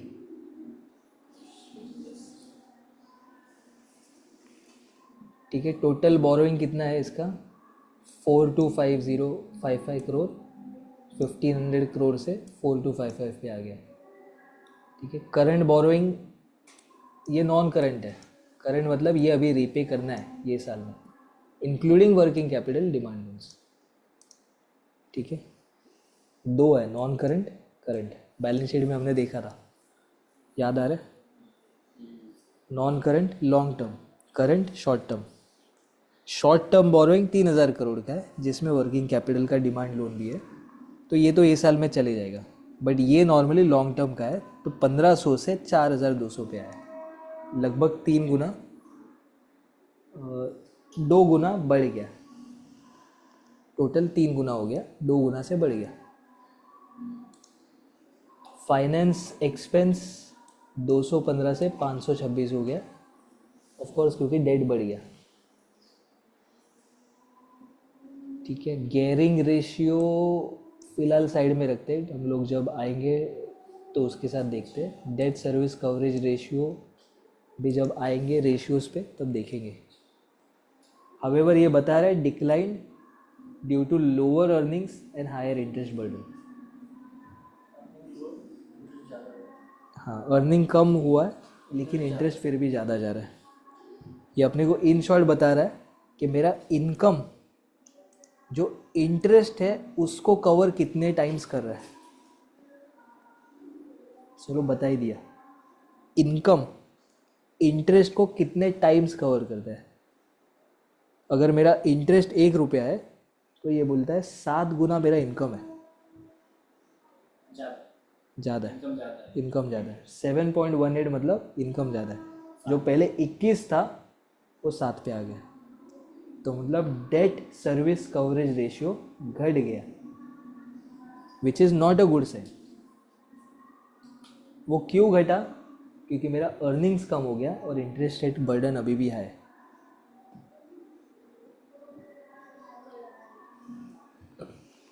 Debt service coverage ratio, debt service का मतलब होता है इंटरेस्ट पेमेंट। डेट सर्विस का मतलब होता है इंटरेस्ट पेमेंट। माइक चालू है ना? डेट सर्विस का मतलब है इंटरेस्ट पेमेंट। अगर मैं 1 रुपया इंटरेस्ट पे कर रहा हूँ, उसके अगेंस्ट मेरा इनकम 7 गुना है, 7 रुपया, तो मेरा रेशियो 7 हो गया। इंटरेस्ट के कंपैरिजन में इनकम कितना है? इंटरेस्ट 1 है और इनकम 7 है, तो मैं बोल रहा हूँ डेट सर्विस कवरेज रेशियो 7 गुना है, इंटरेस्ट को कवर करा। चांगलं आहे, पण आधी 21 होता, 21 से 7 पे आया। 7 गुना इज़ नॉट बैड, मैं ये नहीं बोल रहा हूँ ख़राब है, बट 21 से 7 पे आया। इनकम बढ़ाना इम्पोर्टेंट है, नहीं तो इंटरेस्ट चले जाएगा। जो अपने को फ़ायदा लेना है कम इंटरेस्ट लेके और फिर बिजनेस ग्रोथ करने में, अगर इनकम ही नहीं बढ़ा पाए तो हम लोग इंटरेस्ट खाली फोकट भर रहे हैं। नया लोन लेने के लिए भी दिक्कत आ सकता है जब मेरा डेट सर्विस कवरेज रेशियो घटता है, क्योंकि बैंक ये बोलता है कि भाई इसका इनकम ही इतना बच गया है, अब और इनकम कम हो गया, अगर सेल कम हो गया तो मेरे को इंटरेस्ट कहाँ से देगा। ठीक है, तो डेट सर्विस कवरेज रेशियो बढ़ना चाहिए, ना कि घटना चाहिए। गियरिंग रेशियो सिमिलरली कौन से गियर में गाड़ी चल रहा है, इन शॉर्ट डेट के कौन से गियर में गाड़ी चल रहा है, डबल हो गया मतलब डेट का गियर बढ़ गया। ठीक है, इस केस में ओके है, 1:2 ठीक है। Still conservative versus industry peers बोल रहा है। इंडस्ट्री में ज़्यादा बोरिंग किया होगा, ये तो फिर भी छोटा कंपनी, इसकी वजह से बोरिंग इतना नहीं है, अभी जस्ट ग्रोथ स्टेज में पिक होने लग गया।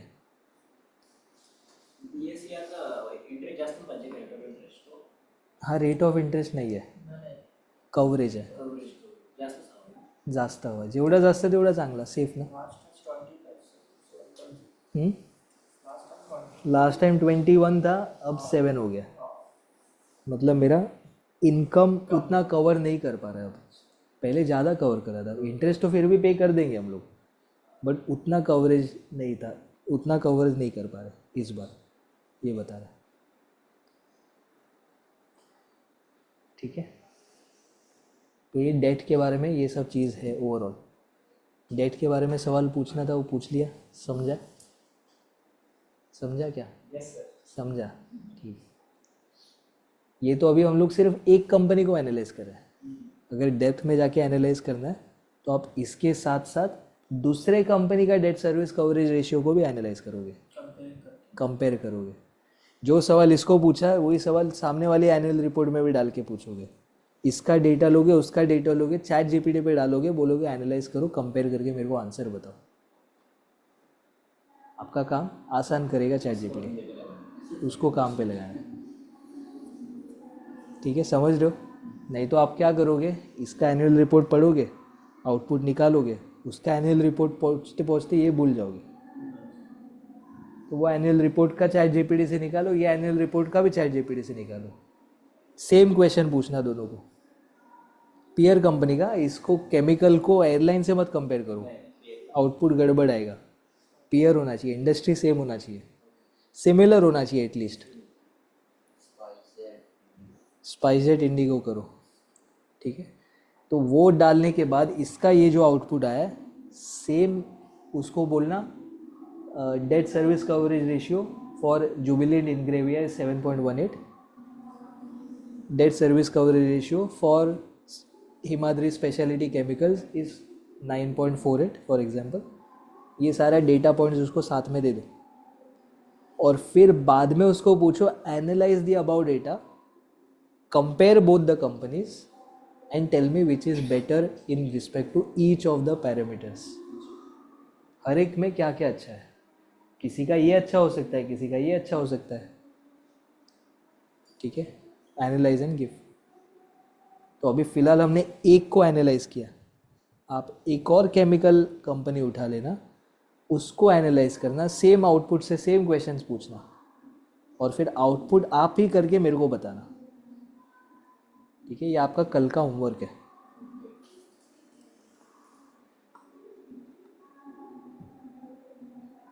ठीक है,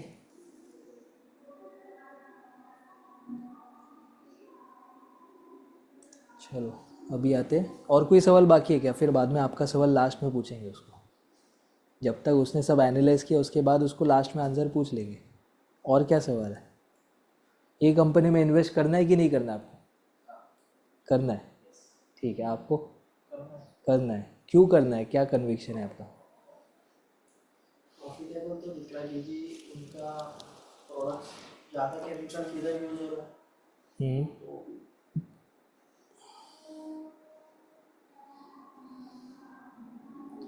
ज़्यादा केमिकल उनका कंपेयरिंग में कौन सा कंपनी है?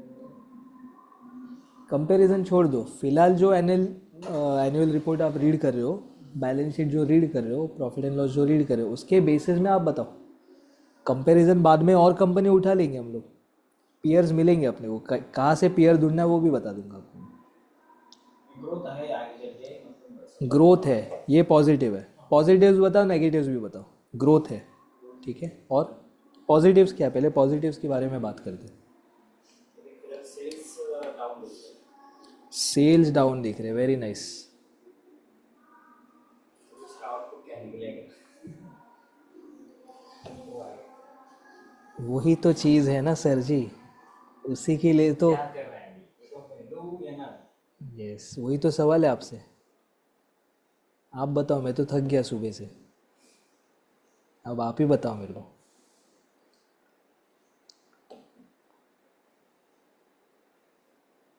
ठीक है, तारीख क्या है? 12.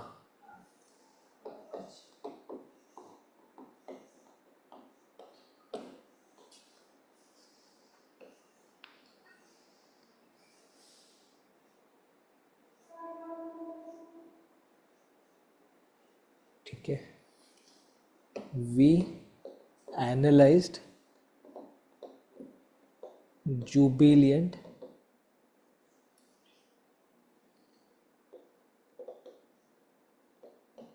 इनग्रेविया.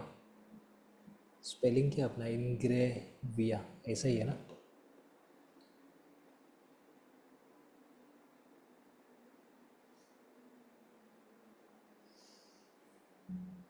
इनग्रेविया, ठीक है. We analyse Jubilant Ingrevia. Positives क्या क्या है और नेगेटिव्स क्या क्या है, बताओ. पॉजिटिव में आगे ग्रोथ अच्छी है, ग्रोथ अच्छा हो रहा है? श्योर हो आप ग्रोथ अच्छा हो रहा है? प्लानिंग सब अच्छी है. डेट जास्त है. ग्रोथ के बारे में पूछ रहा हूँ, ग्रोथ कैसा है? एवरेज. अच्छा है, कोई डाउट पूछा तो एवरेज पे आ गए. 10% इंडिया का ही. Very nice. ये अलग अलग एंगल से सोचना पड़ेगा. हमने शुरुआत में सवाल पूछा था सेगमेंटल रिपोर्टिंग, तो उसमें जो मेजर सेगमेंट है उसमें तो डिग्रोथ हुआ है, जो छोटा वाला सेगमेंट है उसमें ज़्यादा ग्रोथ हुआ है. 23% से बढ़ा था ना वो बीच वाला, बाकी का नीचे घटा था दोनों जो मेजर थे. तो ग्रोथ हो रही है बट अभी उतना पोटेंशियल नहीं दिखा. ठीक है, तो पॉजिटिव में अगर मैं बात करूं, potential for growth,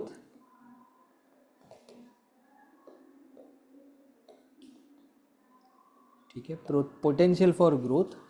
but negative में है टाइम विल टेल, राइट. जैसे टाइम बीतेगा वैसे पता चलेगा कि सच में ग्रोथ हो रही है कि नहीं हो रही है। टाइम विल टेल, समय बताएगा क्या हो रहा है। ये समय कहाँ से बताएगा? हर क्वार्टर फाइनेंशियल स्टेटमेंट्स आएंगे, वो हर क्वार्टर के फाइनेंशियल स्टेटमेंट्स को आपको अब एनालाइज करना है। ठीक है, हमने 24 तक का एनुअल रिपोर्ट खोला, बीच में आए हुए हैं, बट वो बीच वाले हर एक क्वार्टर का डाउनलोड करके आपको देखना पड़ेगा, राइट? या फिर 2025 का अभी एनुअल रिपोर्ट पब्लिश हो ही जाएगा तुरंत कुछ दिनों में, तो तभी डायरेक्ट 2025 का खोल के देख लो, रेडी हो जाएगा आपका तो। ठीक है, और क्या पॉजिटिव लगा? डेट टू इक्विटी अच्छा है, very nice. Debt to equity is low.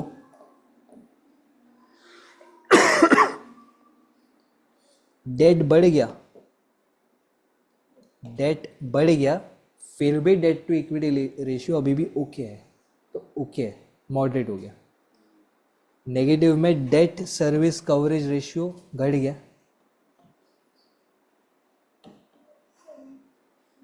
Debt service coverage ratio घट गया, 21 से 7 पे आ गए हम लोग। परसेंटेज नहीं, सॉरी, टाइम्स, टाइम्स। पॉइंट मतलब नंबर है, वो कितना गुना, 3 गुना लगान, वो गुना वाला। ठीक है, वो नेगेटिव है। और क्या पॉजिटिव नेगेटिव है?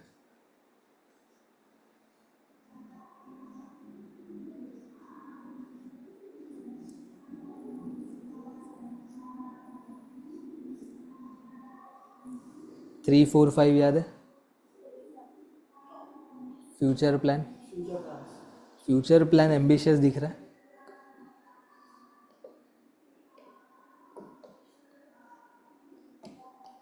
आप मेरे को बात बताओ, आपको अपने लाइफ में कुछ चेंज करना है, ट्रांसफॉर्मेशन करना है, या फिर कुछ बड़ा चीज़ हासिल करना है, तो कुछ तो प्लान करोगे उसके लिए। अगर ये 3 4 5 बनाए नहीं तो शायद उन लोग को समझेगा ही नहीं अपने को क्या अचीव करना है। तो 3 4 5 बना है, इसका मतलब है पॉजिटिव चीज़ है एक तरह से। ठीक है, तो 3 4 5 I will say is a future plan ambitious. इसको ट्रैक करना है, चेक करना है। ये नहीं बोल रहा हूँ कि जो मैनेजमेंट ने बोला सुन लिया समझ लिया हो गया, उसको हर क्वार्टर बाय क्वार्टर चेक करोगे। कैपेसिटी एक्सपेंशन हो रहा है क्या टाइम टू टाइम, वो भी देखोगे।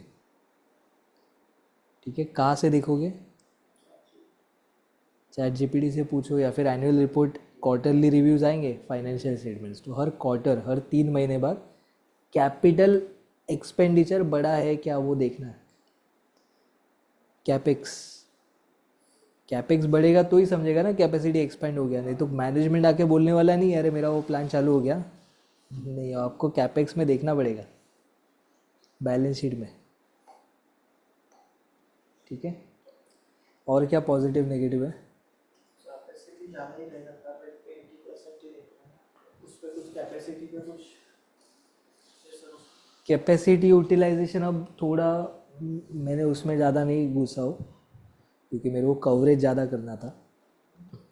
आपके पास अगर थोड़ा टाइम है तो जो 80% कैपेसिटी यूज़ हुआ है वो कौन से सेगमेंट को केटर करता है वो देखो। क्या वो उस सेगमेंट को केटर करता है जहाँ पे सेल बढ़ने वाला है, तो 20% से कुछ नहीं होने वाला। बाकी की जगह पे कितना कैपेसिटी यूटिलाइजेशन है नहीं पता चला, एक में कैपेसिटी यूटिलाइजेशन कम ही है बट सेल भी कम ही होने वाला है पता चला, तो उसका कैपेसिटी होके भी मतलब नहीं है। ठीक है, तो जहाँ पे दूसरे प्लांट्स हैं वहाँ पे और कुछ मिलता है एनुअल रिपोर्ट में, तो देख लेना, उसको रीड करना उसके बारे में। ठीक है, however I will say capex बढ़ रहा है कंपनी का, साथ में डेट भी बढ़ रहा है। कैपेक्स बढ़ेगा तो डेट बढ़ेगा मोर ऑफन है। नया प्लांट एंड मशीनरी लोगे, बैंक से फाइनेंसिंग उठाओगे। ठीक है, और क्या पॉजिटिव नेगेटिव है?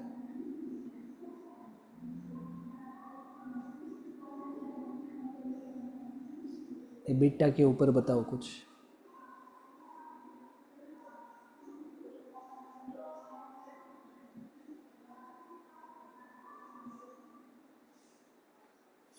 ऑर्डर्स का फ्यूचर एम्बिशन में ही आएगा ना, ऑर्डर्स का। ऑर्डर्स फ्यूचर एम्बिशंस में आएगा, yes.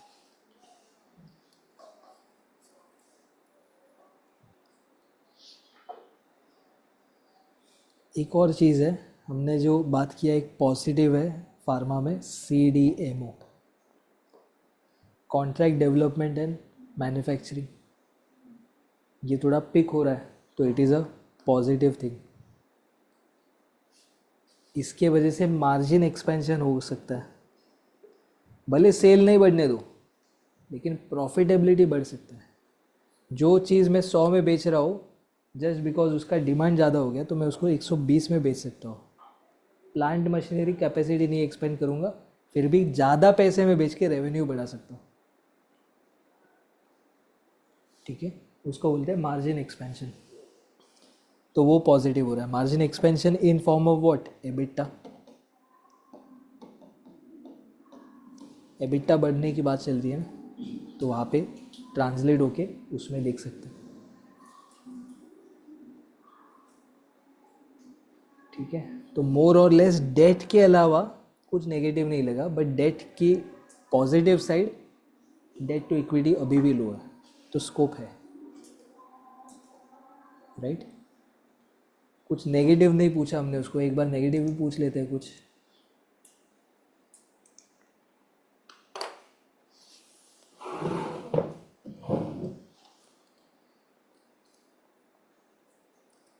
I do not see any negative comments from you on the company. Analyze critically, उसको बोल रहा हूँ ध्यान से देख, अब तक तो सब पॉजिटिव ही बता रहा है। Analyse critically and bring out points that may concern us as investors। बराबर, मैंने उसको बोला एनालाइज कर बराबर से, और कोई पॉइंट जिसके वजह से मुझे कंसर्न होना चाहिए उसके बारे में बता। अब देखते क्या आंसर देता है।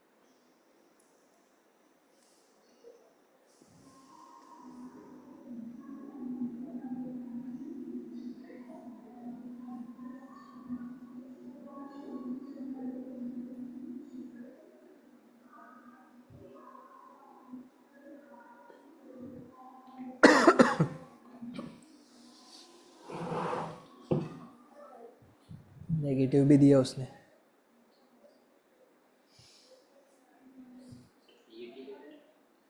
Profit after tax,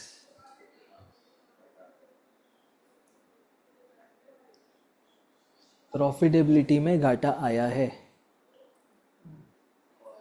execution lags हुआ है, monetisation of new capacities, new capacity बन के उसमें से सेल होके पैसा जनरेट करने में टाइम जा रहा है।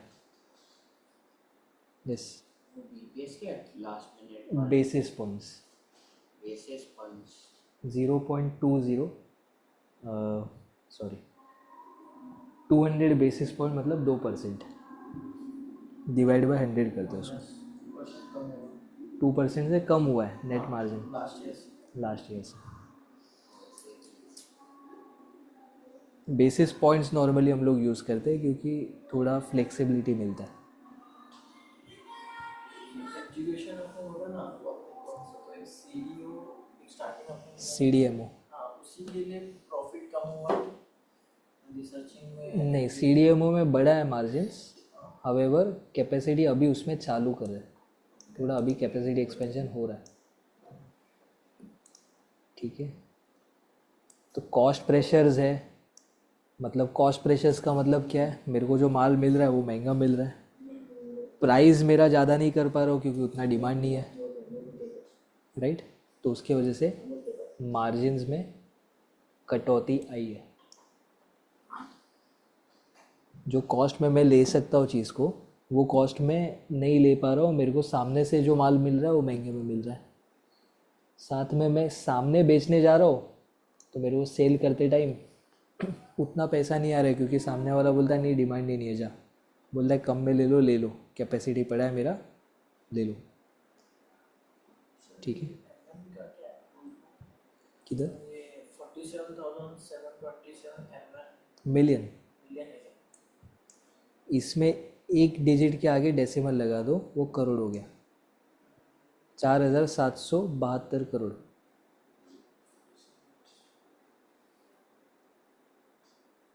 समझे नहीं समझे?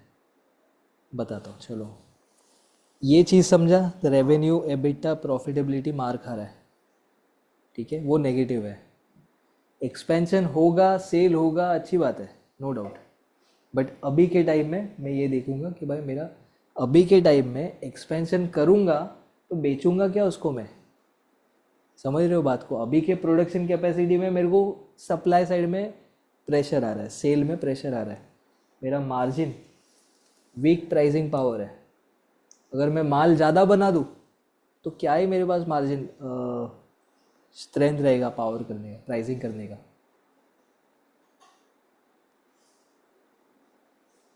अगर मेरा कैपेसिटी एक्सपेंशन हो गया अच्छा खासा, या फिर थोड़ा अभी भी कैपेसिटी एक्सपेंशन, कैपेसिटी यूटिलाइजेशन बाकी है, लेकिन मैं अगर सेल अच्छे प्राइस में नहीं कर पा रहा हूँ तो मतलब कहीं ना कहीं मेरा प्रोडक्शन कैपेसिटी जो बन रहा है एक्स्ट्रा वाला, उसको मैं अच्छे भाव में नहीं बेच पा रहा हूँ।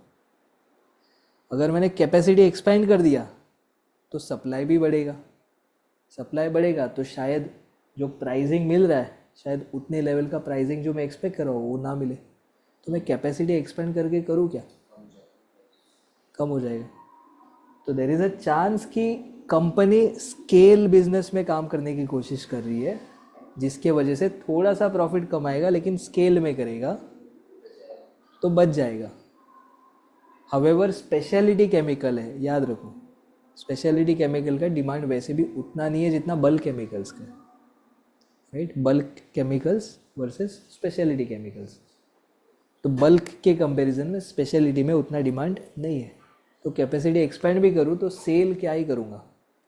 तो इट इज़ अ कंसर्न कि कंपनी कैपेसिटी एक्सपेंशन क्यों कर रही है, क्या करने वाली है, कैसे आगे सेल करेगी, कैसे मार्केटिंग कर रही है, क्या आइडियाज़ यूज़ कर रही है कि जाके यूरोप मार्केट एक्सपेंड करे, कैप्चर करे, यूएस मार्केट एक्सपेंड करे, कैप्चर करे। फ़िलहाल इंडिया में 41% शेयर है, यूएस कैप्चर करना है, उसको ज़्यादा बेचना है। बट क्या प्लान ऑफ एक्शन है, वो आपको एनुअल रिपोर्ट पढ़ के देखना पड़ेगा, रीड करना पड़ेगा, या फिर चैट जीपीटी को उस हिसाब से सवाल पूछ के आंसर्स लेने पड़ेंगे, ठीक है? तो ये थोड़ा नेगेटिव है। ये मिलियन करोड़ वाला हिसाब मैं एक बार दिखा देता हूँ यहाँ पे। 1 मिलियन मतलब 10 लाख, ठीक है? 10 मिलियन कितना? पक्का? कैलकुलेटर पे नहीं करना है, बराबर 10 मिलियन मतलब 1 CR। बहुत पहले आता था। हाँ, 1 CR होगा ना। वो देखो हिसाब के हिसाब से कर रहा है बराबर कैलकुलेशन। हाँ राइट, मेरे में 10 मिलियन मल्टीप्लाइड बाई 10 करो, 10 लाख इंटू 10, 100 लाख मतलब 1 करोड़।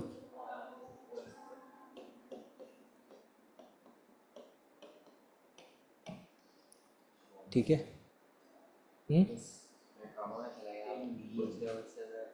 अच्छा, मिलियन मतलब 10, 1 2 3, 1 2 3,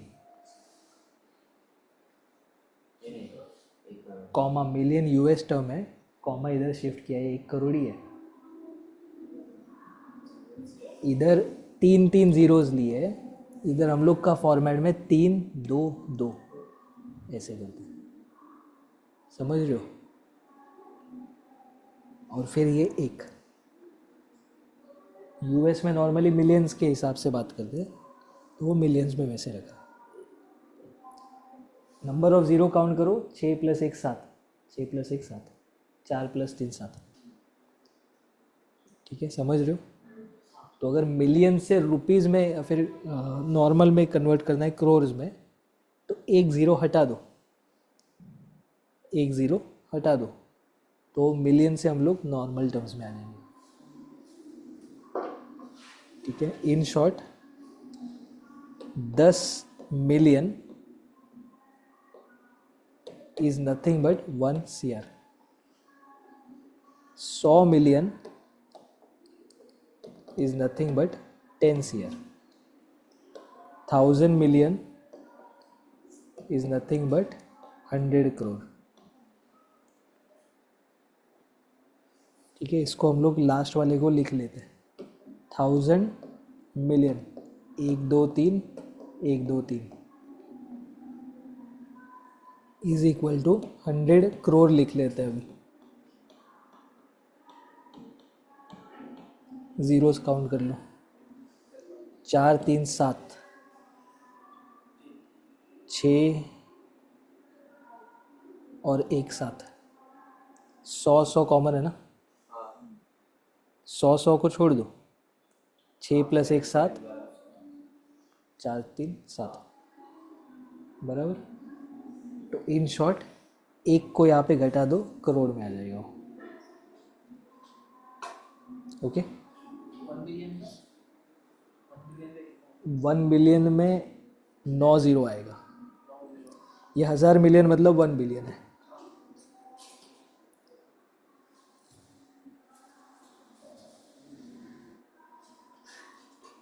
अभी क्वेश्चन था मेरे पास। 1000 मिलियन मतलब 1 बिलियन है। 1000 million is nothing but 1 billion. 9 zero, million में 6 ज़ीरो, बिलियन में 9 ज़ीरो।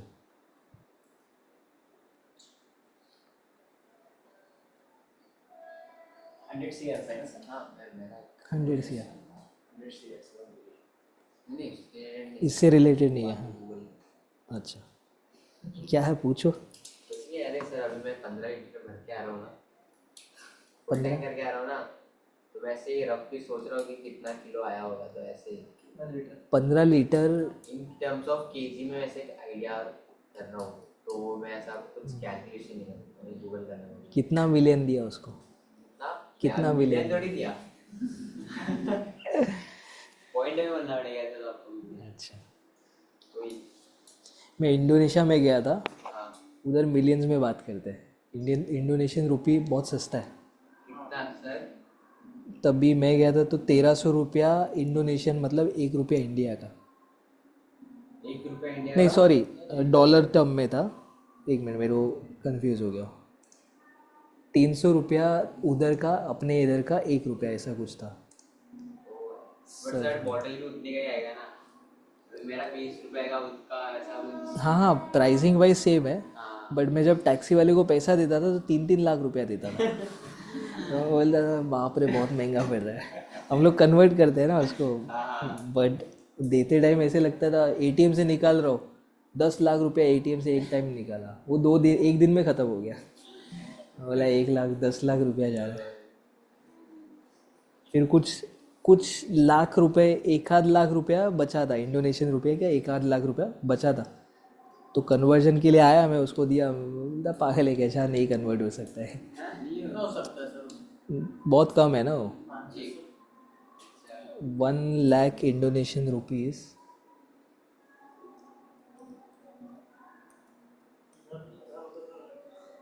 रुपया टू INR 500 रुपया। कितने का रेशियो अभी? 500 हाँ बहुत ज़्यादा। का है, मतलब 200 का रेशियो है। 0.0051। कितना नोट रहेगा सर? 1 लाख? एक नोट भी नहीं है। एक नोट? हाँ, 1 1 लाख के नोट क्या है, 2 2 लाख के नोट है, 3 3 लाख के नोट है। 1 मिलियन का भी नोट निकाला, 1 मिलियन 10 लाख रुपया कोरिया एक नोट था। सर, कोरिया का भी ऐसी सीन है। कोरिया का इतना नहीं है, साउथ कोरिया बोल रहे देखा मैंने, वो ज़्यादा से ज़्यादा 1 रुपये। हो? अच्छा, 1 INR मैं जब टू था ना, इंडोनेशियन रुपी तो मेरे को लगता था मैं 200 के आसपास का मैं रेट है। इधर कमाऊंगा और उधर जाके एकदम आपको ऐसा ना पसंद लगता था। हाँ, परचेजिंग पावर पैरिटी बोलते हैं उसको। सर हाँ 10th में वगैरह पता चला, हाँ। 9th 10th में। मैं भी सोचता था। मेरे को भी लगता है यार इधर कमाएंगे, बाहर जाके ऐसे मस्त ऐश में रहेंगे। सेम प्राइस में मिलेगा। ऑलमोस्ट सेम प्राइस ही पड़ जाएगा। कुछ कंट्रीज चीप हो जाती है, जैसे अभी टैक्सी हम लोग इंडिया में लेते हैं तो थोड़ा सस्ता है, दुबई में लेते हैं बहुत महंगा है, इंडोनेशिया में जाएंगे मोर और लेस सस्ता है, या फिर कम टूरिस्टी जगह पे, वियतनाम के कम टूरिस्टी जगह पे लोगे तो बहुत सस्ता लगेगा। वियतनाम का कितना है? वियतनाम भी बहुत सस्ता है in terms of Indian rupee, कुछ ऐसा ही है, 1,001 INR टू वियतनामीज करेंसी। काफ़ी फॉरेनर्स जो यूरोपियंस है या फिर यूएस वाले हैं वो वियतनाम में जाके सेटल होते हैं, क्योंकि उनको उनके स्टैंडर्ड के हिसाब से बहुत सस्ता है। जो रिटायरमेंट के लिए आए हैं बोलते हैं यार मैं यूएस में रहूँगा महंगा है, यूरोप में रहूँगा महंगा है, अपने पास पैसा है, जितना पैसा है उसके हिसाब से उधर के स्टैंडर्ड में बहुत अच्छे से रहते हैं। और वो सिविलियन का उसका क्या चीज़? हाँ रेसिडेंसी। हाँ रेसिडेंसी खरीद लेते हैं, या फिर क्या करते हैं ये लोग, 6 महीने का टूरिस्ट वीज़ा मिल जाता है, कोई कोई केस में 1-1 साल 2-2 साल भी, अगर वो है तो उसके टूरिस्ट। हाँ 6-6 महीने भी है। यूएस यूरोप के लिए ज़्यादा ड्यूरेशन के वीज़ाज है, अपने लिए उतने नहीं है, हम लोग रह ही लेंगे नहीं तो वो लोग क्या करते हैं, इधर से बाहर निकलते हैं श्रीलंका चले जाएंगे, श्रीलंका में थोड़े दिन रहेंगे, फिर से जाके वियतनाम में चले जाएंगे। बट एक्सपैट बोलते हैं, एक्सपैट वीज़ा बोलते हैं उसका, जो एक्सपैट्रिएट्स वो कंट्री में जाके रहना चाहते हैं, बसना चाहते हैं, उनको वोटिंग वगैरह नहीं मिलेगा, सिटीजनशिप नहीं मिलेगा, बट रह सकते हैं, क्योंकि खर्चा कर रहे हैं ना वो देश में, तो वो लोग बोलते हैं आ जाओ, यूरोपियन आ रहे खर्चा करेंगे हमारे देश में, अच्छी बात है आ जाओ। तो वो लोग के वीज़ाज़ अलग होते हैं, कुछ सिटीजनशिप के वीज़ाज़ भी होते हैं, गोल्डन वीज़ा, या 2 करोड़ रुपए का इन्वेस्टमेंट करो हमारे देश में, घर खरीदो या बिजनेस में इन्वेस्ट करो, हम आपको वीज़ा देते हैं, लाइफ टाइम आप रह सकते हो, ऐसे भी है। ठीक है, कमिंग टू द पॉइंट, ये चीज़ें हमने देखी, तो अभी बताओ आप इन्वेस्ट करोगे या नहीं करोगे? आप चाहिए तो थोड़ा डिस्कस करो आपस में, राउंड टेबल कॉन्फ्रेंस करो, 5 मिनट का टाइम लो, 5 से 10 मिनट में जो पॉजिटिव है नेगेटिव्स है उसको ध्यान में रखो और डिसाइड करो और बताओ। मैं नीचे जाके आता हूँ, तब तक 5 से 7 मिनट में मेरे को आउटपुट बताओ क्या है।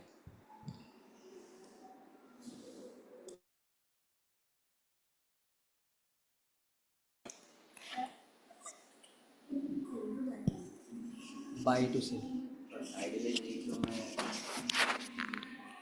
तो फिलहाल हाँ इकोनॉमी से स्कैल्प कर सकते हो आप, बट फिलहाल स्कैल्पिंग के हिसाब से नहीं देख रहे हम लोग, इन्वेस्टर है, फंडामेंटल एनालिस्ट है, तो हम लोग चार्ट देखेंगे इन्वेस्टर की तरह। ठीक है, चार्ट में क्या दिखा रहा है, साइड डाउनवर्ड्स था, डाउन ट्रेंड था, साइडवेज में गया, साइडवेज में इधर 2 कैंडल्स ने बाइंग दिखाया, बुलिश दिखाया, हाउएवर रेजिस्टेंस बहुत पास में है, तो इतने कम प्रॉफिट के लिए हम लोग ट्रेड नहीं मारेंगे, लॉस ज़्यादा हो सकता है अगर गिर गया तो इसलिए फ़िलहाल नो ट्रेड। मीनवाइल हम लोग साथ में ऑब्जर्व भी करें ना, उसका एनुअल रिपोर्ट्स के बाद जो क्वार्टरली रिव्यूज़ आएगा, FY25 का एनुअल रिपोर्ट आ गया होगा अभी, तो उसके बेसिस में हम लोग उसको भी ट्रैक करेंगे। तो अभी फ़िलहाल टेक्निकली 745-46 के ऊपर बाइंग है, तो इधर मैं 747 का अलर्ट जनरेट करके रख दूंगा। ऑर्डर्स में जाके अलर्ट्स में जुबिलेंट इनग्रेविया न्यू अलर्ट,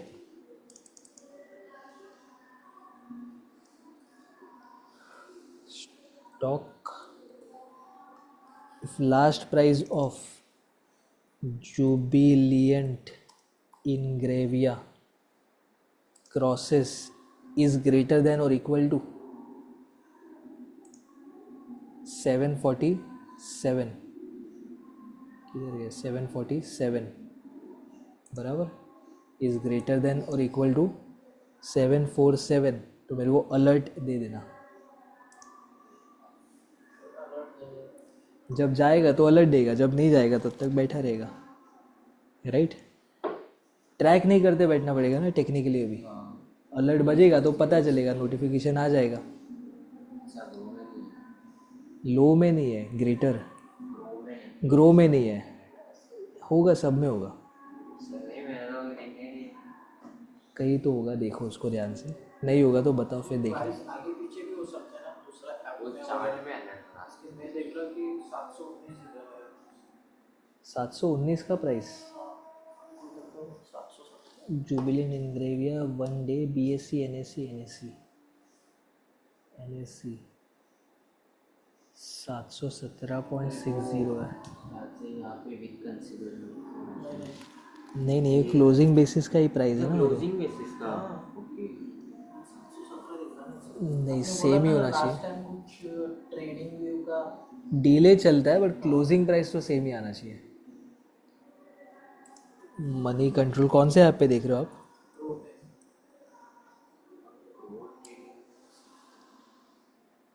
चलो अब वॉर छिड़ गया है, ग्रो दिखा रहा है सही प्राइस या काइट सही प्राइस दिखा रहा है?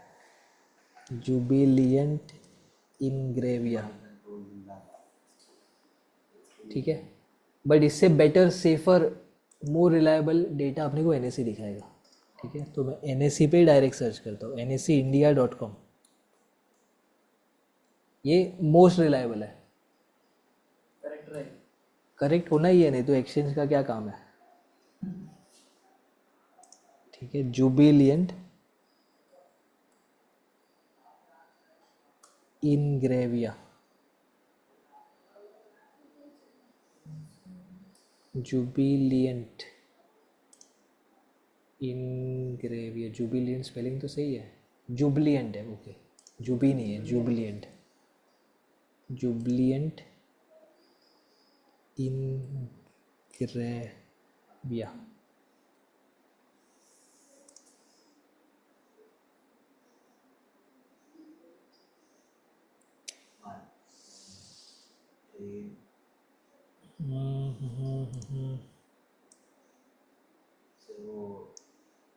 इसका सिंबल क्या है? जुबलिन जुबलिन ग्री,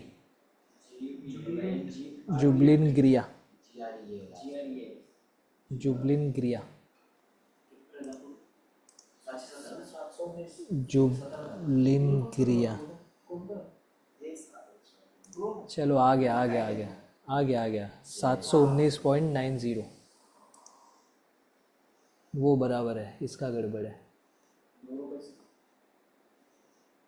719.90, ग्रो में कितना एग्जैक्ट प्राइस? 719 पॉइंट है, 719 90.90।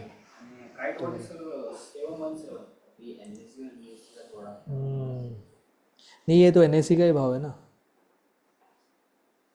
1 सेकेंड, शायद हाँ NSE ऐड किया है मैंने, तो फिर भी चेक कर दे एक बार, NSE BSE में हो सकता है, NSE है तो जीरो दा में थोड़ा प्राइस अपडेट में गड़बड़ हुआ है। मार्केट में टाइम पे भी ना होता है ना सर, आगे पीछे तो नॉर्मल टाईमला होतं थोडं पुढे मागे, बट प्राईजमध्ये चेंज नाही झालं पाहिजे, प्राइस तो सेमच असणार, क्योंकि वही तो ट्रेड करे हम लोग। चार्ट में आगे पीछे हो सकता है बट प्राइसिंग में गड़बड़ है कुछ, फिर कुछ नहीं, अपना थोड़ा इसका इसका सहारा लिया करो बीच बीच में।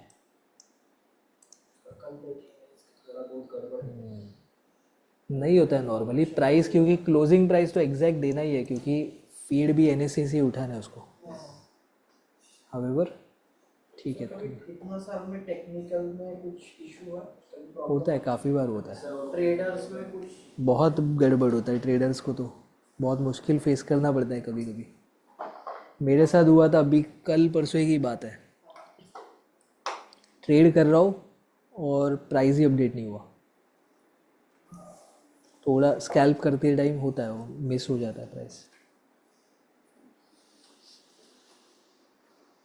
ठीक है, सो अभी होमवर्क क्या है आपका? होमवर्क समझ लो बराबर से। ये कब करना है? कल करना है, परसों आके दिखाना है। इसकी पीयर कंपनी है। हमने किधर देखा इसको? आप ये कंपनी दे दो, आप कैसा क्वेश्चन बोलते हो? हाँ मैं कंपनी दे रहा हूँ। किधर गया इसका? पीयर में जाओ, ठीक है, जुबिलिएंट इनग्रेविया के फंडामेंटल्स में जाके पीयर्स को देख रहे हैं अभी हम लोग। पीयर्स, ठीक है। अब इसमें किसको देखेंगे हम लोग? फेयर कैमोर कॉम्पिटिटर्स 10,000, ये है थोड़ा पीयर में, ठीक है। एलिवस को एनालाइज कर लो, ALIVUS।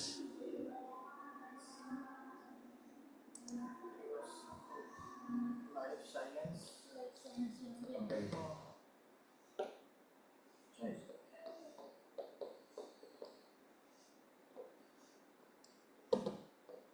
Compare Jubilant Ingrevia versus Alivus, क्या था स्पेलिंग उसका? एलिवस, ALIVUS। आपके पैरामीटर्स के बेसिस में ऑब्जर्व करो। मैंने जो आपको प्रॉम्प्ट्स दिया उसके बेसिस में छोड़ दो, चाहिए तो आपके हिसाब से एनालाइज करो। आप जो सवाल इसको पूछते हो इसके लिए, उसके लिए भी पूछ लो। सीखा है अभी आपको कैसे करना है, तो आप उसको ऑब्जर्व कर लो। चाहिए तो एक काम करो, जुबिलेंट तो हमने कर ही लिया है, साथ में स्पेशलिटी हिमाद्री स्पेशलिटी केमिकल्स उठा लो।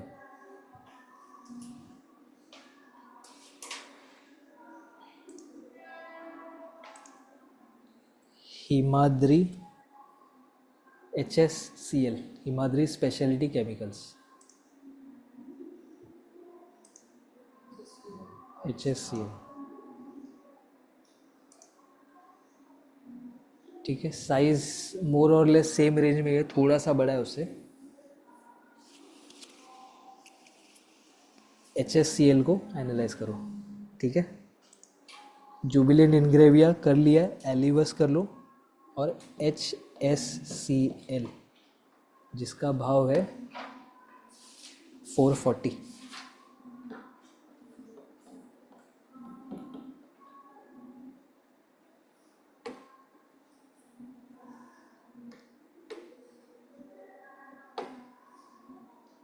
ठीक है। Compare both balance sheet, profit and loss. Cash flow नहीं सीखा है, कैश फ्लो अभी फिलहाल मत देखो। बैलेंस शीट और प्रॉफिट और लॉस। बैलेंस शीट में क्या क्या इंपॉर्टेंट पार्ट्स है?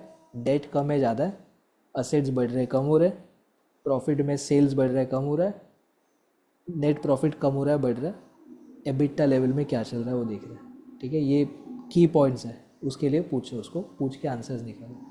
साथ में उसके सेगमेंट्स देखो, सेगमेंट्स का ग्रोथ कितना हो रहा है, ठीक है। एनुअल रिपोर्ट डाउनलोड करना है, एनुअल रिपोर्ट डाउनलोड करके ChatGPT में डाल के निकालो। उतना टाइम नहीं है, नहीं तो आपको बोलता है एनुअल रिपोर्ट पढ़ के आउटपुट निकालो। नेक्स्ट होमवर्क होगा उसमें वो दूंगा जब थोड़ा ज़्यादा टाइम होगा। अभी फ़िलहाल ChatGPT से निकालो। एक मिनट। सेगमेंट्स, ठीक है, geography,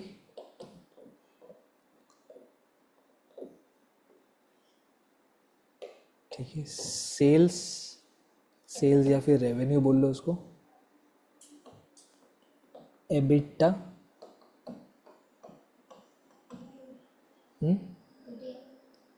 PAT, debt, sorry margin म्हणजेच PAT, PAT and EBITDA. PAT मतलब प्रॉफिट मार्जिन, ठीक है। डेट, एक्सपेंशन, एक्सपेंशन का प्लान, ठीक है। 5 साल का पकड़ो इसको।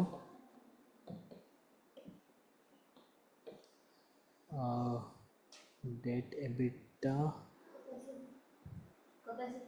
कैपेसिटी,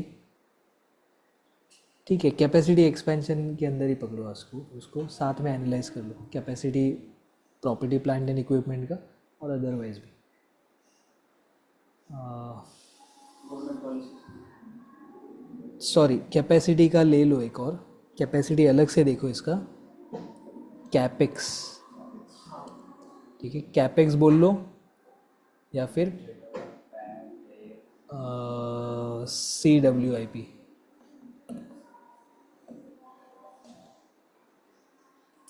ठीक है, फिक्स्ड असेट प्लस CWIP। ये पैरामीटर्स के ऊपर ChatGPT को सवाल पूछो, आउटपुट निकालो, दोनों को कंपेयर करो, वन बाय वन करा। हाँ हाँ, एक एनुअल रिपोर्ट अपलोड मारो, क्वेश्चन पूछो, सेकंड क्वेश्चन पूछो, थर्ड पूछो, चौथा पूछो, सब साथ में आ जाएगा। दोनों आउटपुट आएगा, ये आउटपुट को वो आउटपुट के साथ कंपेयर करो, इसका आउटपुट उठाओ, डेट के ऊपर जो इसका आंसर आया है उसका डेट के ऊपर का आंसर लो, साथ में डालो, वो लोग क्या कंपैरिजन कर रहे हो बताओ, समझा? 3 चैट खुलेंगे, एक चैट में एक कंपनी खुलेगी, दूसरे चैट में दूसरी कंपनी खुलेगी, तीसरी चैट में दोनों के जो आउटपुट है उसके कॉपी पेस्ट मारे होंगे अपने वर्ड में, वो वर्ड से उठा के पेस्ट मार के उधर पूछो। समझा? सबको समझा? ठीक है, होमवर्क करना, वेडनेसडे को आना होमवर्क के साथ, ठीक है, वेडनेसडे 7 बजे। ओके, याद से होमवर्क करना तो मज़ा आएगा। आपके सबके हर एक के जो जो आउटपुट निकाले आपने, क्वेश्चंस सोचे, जो भी आएंगे, डाउट्स आएंगे, पहले आपस में डिस्कस कर लो, फिर इधर आओ, नहीं समझ में आया, कुछ गड़बड़ है, या फिर बोला अनुराग सर ने मेरे को गलत बता दिया, आप बताओ सही क्या है, तो इधर आके सवाल बताओ, पूछो, ठीक है, आंसर करेंगे उसको। ये करना थोड़ा मज़ा आएगा, थोड़ा फंडामेंटल एनालिसिस जो सीखा उसको प्रैक्टिकली लगाओगे आप, ठीक है। एक्सप्रेशन ऐसे जाए एक्सपांशन, ठीक है, आपस में डिस्कस करो, ऐसा नहीं है कि कॉपी नहीं किया इसका, इसका कॉपी नहीं, आपस में चाहिए तो बात करो, आपका काम आधा हो जाएगा, ठीक है। एक्सपेंशन में क्या देखना है, अगर डाउट आ रहा है आप ग्रुप में डाल दो, मैं चाहिए तो आपका अलग से ग्रुप बनाओ, या फिर आप मेरे को पूछ लो, मैं दूसरे ग्रुप में डाल दूँगा।